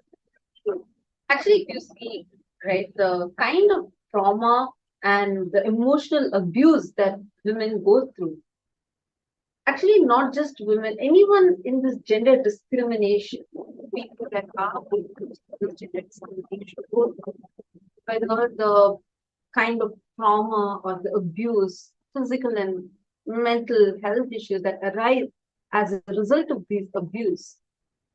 The survivors of these victims, that survivors of these kind of abuses, are not like they try to only come out of it, they try to cope up with it. There are many rehabilitation centers that are there that help. But what Swamiji is doing is something phenomenal, because Swamiji is addressing the very root of the issue and changing the very perspective. Today in Kailasa, 80% of leaders are women. In Kailasa, all of us know, we've been, like many of us here, I would say most of us here have been with Swamiji for more than 5 years, 6 years minimum, right? And all of us have seen how Swamiji, the kind of cognitions, be it starting from worshipping Devi Para Shakti, the ultimate divine cosmic mother, bringing in mother worship, or the stance Swamiji has about the 11 genders and the empowerment Swamiji gives about gender equality, and 80% of leaders in Kailasa are women. This kind of initiatives that Swamiji has taken. Pranapriya also showed us a lot of pictures which showed the different other initiatives helping rural women, helping the indigenous tribal women, and giving them economic support, emotional support, spiritual support, so that they can build their lives. and come out of all the social norms that have been instilled on them, which is restrictive, which is making them be bound within themselves. Despite of all of it, there are so many women that are able to come out of all of these, breaking barriers, and are able to really so beautifully. Manika Premananda was sharing how, despite of whatever she had gone through, how it was Swamiji who healed her from all of that and showed her the possibility of a life where there need not be any abuse. Swamiji gives us the most powerful cognition that you can never be violated. Today, if you become part of the Maha Kailasa, you will see how just by you becoming a part of it, you are saving many, many, many women's lives. They had one, I think, just how they, one was from a totally different perspective of how even after retirement, she felt she still has a possibility in her life because one is not the fundamental cognition as the human being is a seed and is a possibility. And we also heard from Priya Prema how she shared what people think society thinks being a model, being a star celebrity, is that bling life is the most successful life. But she shared what actually happened to her, what are the different things she faced, and how it was because of how she is feeling empowered from within. Now, if you're watching this and if you feel that you want to take a step, be a part of this creative revival that Swamiji is doing, and transformation that Swamiji is bringing into all of our mental systems, helping women to actually break through these barriers, then become part of Mahavira. Your support, your step to become a part of this will make you be a part of this most auspicious initiative of empowering women. And Real if empowerment. you believe in empowering, now in this space of experience, highest consciousness of yourself. So now, yes, and okay, there are many of you who have posted your comments. Priya Yogini and Nithyananda said what the monks shared just now was particularly great and shocking. Suddenly feel that women have been invisible violence, and violence is everywhere. And Madhevika and Era has posted. Definitely, I'm feeling empowered. So much healing has happened. I received so much right knowledge about life from sessions. I love myself and others, giving me confidence to face myself and the world. Thank you, Bhagwan and Sangha. Absolutely, my not for Swamiji, world would have never ever gotten this science. It is not just to do with us, our identity as women, or just gender limited. Even empowering us to realize that we are divine, we are conscious, that we are not bound by these genders. And Swamiji brought in this whole thing. When we are fighting about, men or women, Swamiji is bringing this whole thing about 11 genders in Hinduism. Hinduism is rich with the knowledge that we have. There are so many powerful truths, powerful cognitions, and ways to exist. On Nithya Yogini shared very beautifully how this you're able to understand about this violence, right? Ma Nithya Yogini, you tell in the place where you live, how many times or you don't need to actually tell me, but just look inside you. What kind of different restrictions, discriminations, and abuses your have been a victim of? The only solution for this is Swamiji, and this revival is Swamiji. Here you have a huge possibility. Today, you can become a part of Maha Kailasa, be a part to really transform people's lives. You can be a part of saving many, many thousands of women's lives. We have so many people that are here who are actually survivors of so many emotional traumas, but because of societal discrimination that they have been. And this one only Swamiji who can help us, save us from this, and transform the entire society, the settlement society. Now, all the YouTube viewers that are there with us, you all also can be a part of this. You can become part of this grand mission that Swamiji is doing. If you really think you have to be, really there should be a difference. There has to be a change in this world and real women empowerment has to happen, then become part of that cause today. And take the step now. And every one of you that are here, you can put your intention beside to be a part of and you all can sign up in the link just projected. You all can go to sksjp.org/contribute and please sign up there. Please let us know your intention.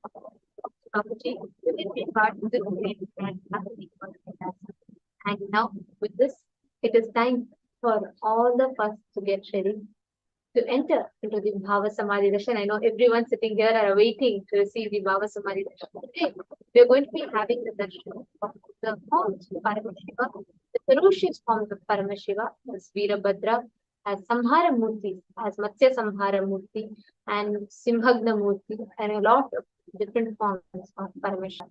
So let us all get ready to the darshan. And just as we are entering the darshan, I request every one of you to please settle down. We are going to be entering into Darshan, and Darshan is the sacred space, the most powerful sacred space for us to experience, tap, open the doors to our highest wisdom as divine, whatever we call it. And that's pure space of oneness with Swamiji. Normally, we all go and see deities in temples, but it is not easy for us to connect that ultimate consciousness with deities. Not because the Achavataras deities are not powerful, but because human beings are not matured enough to experience that higher state of consciousness through Achavataras. And therefore, out of that supreme compassion, the Nijavatara, physical embodied form within, to bridge that gap between human beings and the Achavataras and the divine, and they bridge this gap and take us through. So all the participants that are sitting here during the Bhava Samadhi Darshan, we are all going to be experiencing this same space where Nijavatara of Paramashiva, the Supreme Pontiff of Hinduism, our beloved Swamiji, is going to literally bridge us from being human to becoming God. Right? And this space is the most powerful space where you are extremely you're extremely malleable, means you can be molded into divine. And in this space, whatever you set as your intention, that just becomes present inside you. Whether you want to manifest wealth, health, successful business, or enlightenment itself, whatever level of desire you have, this space is the most conducive space for you to manifest these desires. That process is what we call as Shaktini Pada, where the bridging of the gap between human to divine happens, and only an avatar can do that. Only in the presence of the avatar, you can sit thousands of miles apart, and the avatar can entangle you, and through the Shaktini Pada, lift you to the highest state of consciousness. Modern science is just starting to learn this, and it is understanding this as quantum tunneling, where beyond the parameters of time and space, the energy or the entanglement happens between two particles. This is what modern science is just beginning to understand, but Hinduism had mastered this, and this was in fact practiced ingrained into our traditions. And the Guru Shishya Sampradaya, the master disciple lineage, is founded on this core principle of entangling, feeling connection, Guru Bhakti, and it is through that umbilical cord connection that the master transmits the highest knowledge to the disciples. And every one of us that are sitting here, we are going to be experiencing this same space during the Bhava Samadhi Darshan. And all you need to do is just sit in this space. One is going to manifest. Avatar is going to manifest the different samhara murtis for all of us. And ferociously awaken the ferociousness in us so that we can experience the real empowerment in us. And so that we can experience that real powerfulness to have the ability to break from any kind of impossibilities or fear of failures that we might have been facing in the past. Understand today is very, very, very powerful darshan. Now let us all get ready for the darshan. Please sit. Their head, they can spine in a straight line.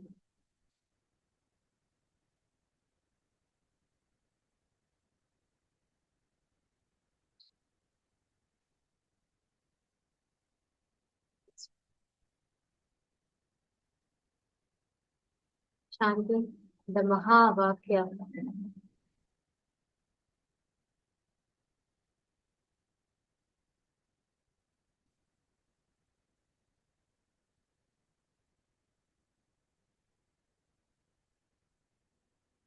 Meditate on the form of Swamiji in your Ananda Gandha, connecting with the Nijavatara, the living embodied form. Sit as Paramashivam.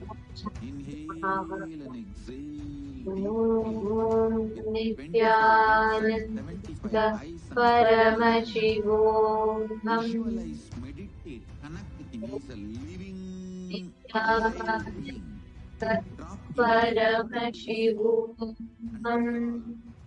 Remember, you are Oh, Salokya means you are found in this form.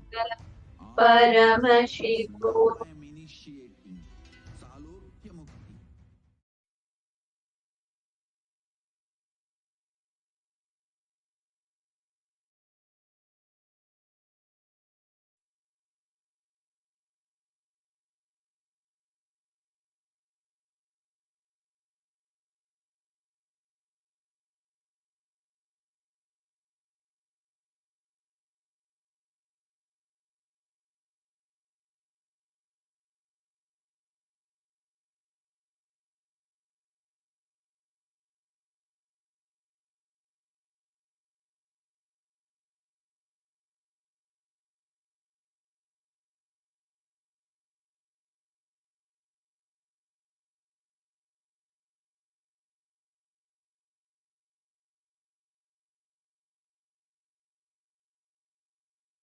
Connecting with the divine with your eyes closed is meditation.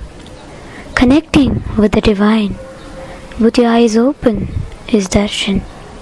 Come, let us all now move from meditation to darshan. Slowly, very slowly, please open your eyes.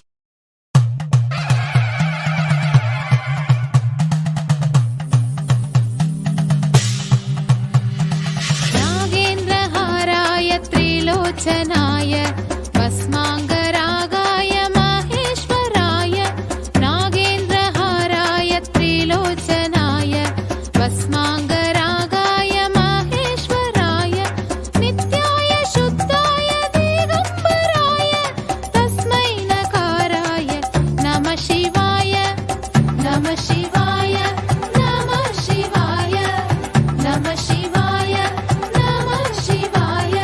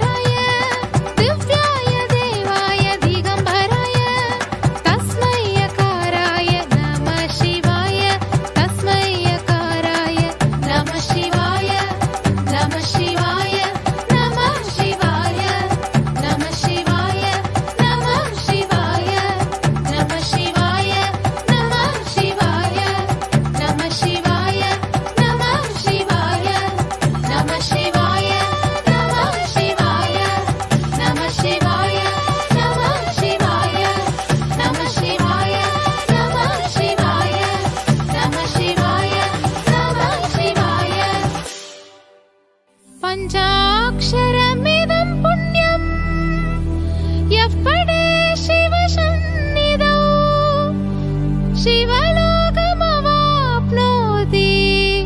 शिवेन सह मोदते शिवेन सह मोदते பித்தனே சித்தனே உலகோரின் பித்தெல்லாம் தெளிவித்து ஞான வித்தை தந்தவனே நித்யா பெருவாழ்வின் பொருளானவனே நித்யானந்த பெருவாழ்வின் பொருளானவனே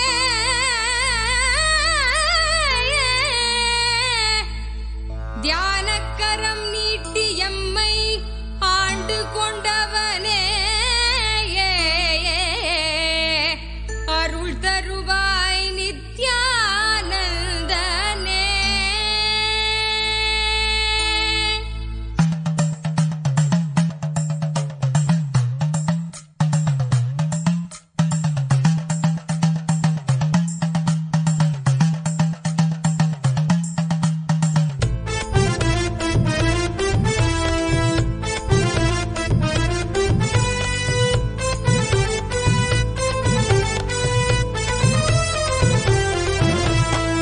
தகமலை வந்த மகாதேவிகமாய் நின்றவா அண்டத்துக்கு நித்யானந்த தியானம் தந்தவா.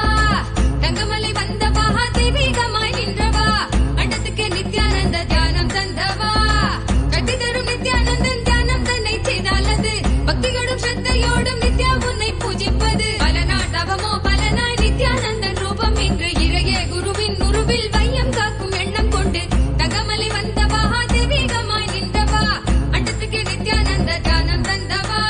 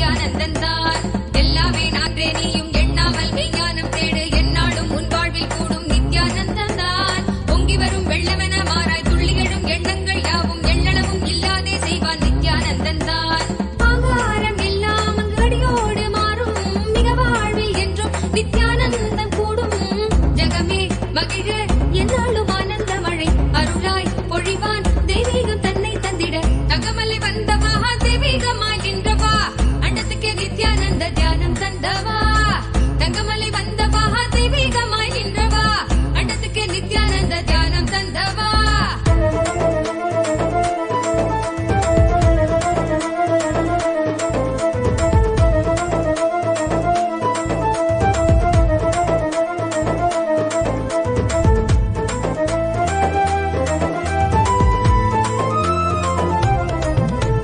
சொர்க்கம் என்றாலே அன்பு வழிதானே என்றே நீ உற்சாகமாக உணர்த்திட இன்பம் கண்டோமே சொர்க்கம் என்றாலே அன்பு வழிதானே என்றே நீ உற்சாகமாக உணர்த்திட இன்பம் கண்டோமே உள்ளமது சொர்க்கம் அதை அண்ட தன்னில் தான் தேடுது உள்ளுரையும் ஆனந்தத்தின் எல்லை வீர உண்டாகுது ஆடும் மடியாரை நித்திய தியானம் தன்னை தந்து இங்கு தேடும் சுக வாழ்வை தர நித்யானந்தன் ரூபம் கொண்டு தகமலை வந்தவா தெய்வீகமாய் நின்றவா அண்டத்துக்கு நித்யானந்த தியானம் தந்தவா தகமலை வந்தவா தெய்வீகமாய் நின்றவா அண்டத்துக்கு நித்யானந்த தியானம் தந்தவா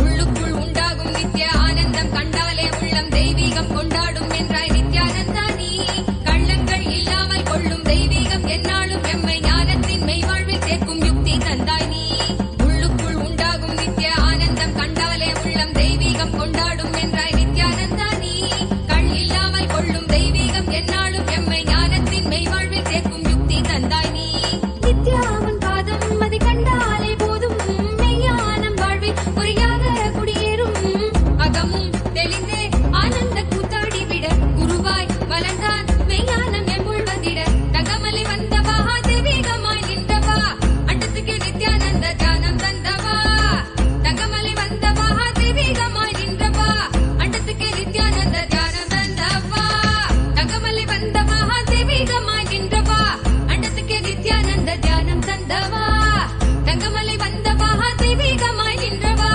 அண்டத்துக்கு நித்யானந்த தியானம் தந்தவா கட்டி தரும் நித்யானந்தன் தியானம் தன்னை செய்தாலது பக்தியோடும் ஸ்ரத்தையோடும் நித்யா உன்னை பூஜிப்பது பல நாள் தவமோ பல நாள் நித்யானந்தன் ரூபம் இன்று இறையே குருவின் உருவில் வையம் காக்கும் எண்ணம் கொண்டு தகமலை வந்தவா தெய்வீகமாய் நின்றவா அண்டத்துக்கு நித்யானந்த தியானம் தந்தவா அண்டத்துக்கு நித்யானந்த தியானம் தந்தவா அண்டத்துக்கு நித்யானந்த தியானம் தந்தவா அண்டத்துக்கு நித்யானந்த தியானம் தந்தவா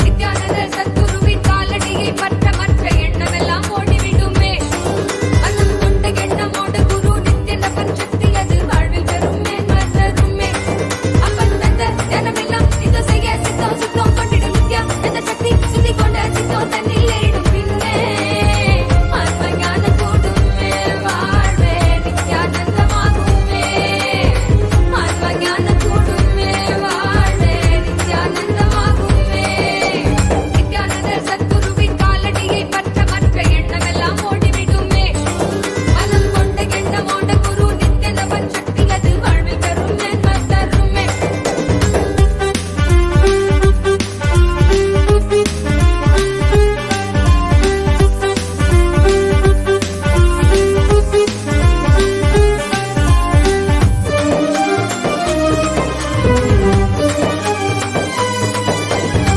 ஆடும் மகிழும் உன்னுள் அச்சத்தையே விதைக்குது அசைய வெது வெதுவா பேராசையா மாத்துது ஆடும் மகிழும் உன்னுள் அச்சத்தையே விதைக்குது அசைய வெது வெதுவா பேராசையா மாத்துது ஆன்மீக வாழ்வு தரும் ஆனந்தமும் தேடி வர ஆகாது ஆசையச்ச தூர ஓட்டிடு ஆன்மீக வாழ்வு தரும் ஆனந்தமும் தேடி வர ஆகாது ஆசையச்ச தூர ஓட்டிடு நித்ய மந்திரமாச்சு வாழ்வின் அனந்த யந்திரமாச்சு நித்ய மந்திரமாச்சு வாழ்வின் அனந்த யந்திரமாச்சு ஆடலாம் பாடலாம் கொண்டாடலாம் ஆனந்தமாய் நித்யனவன் பாதை பாடலாம் தியானமாம்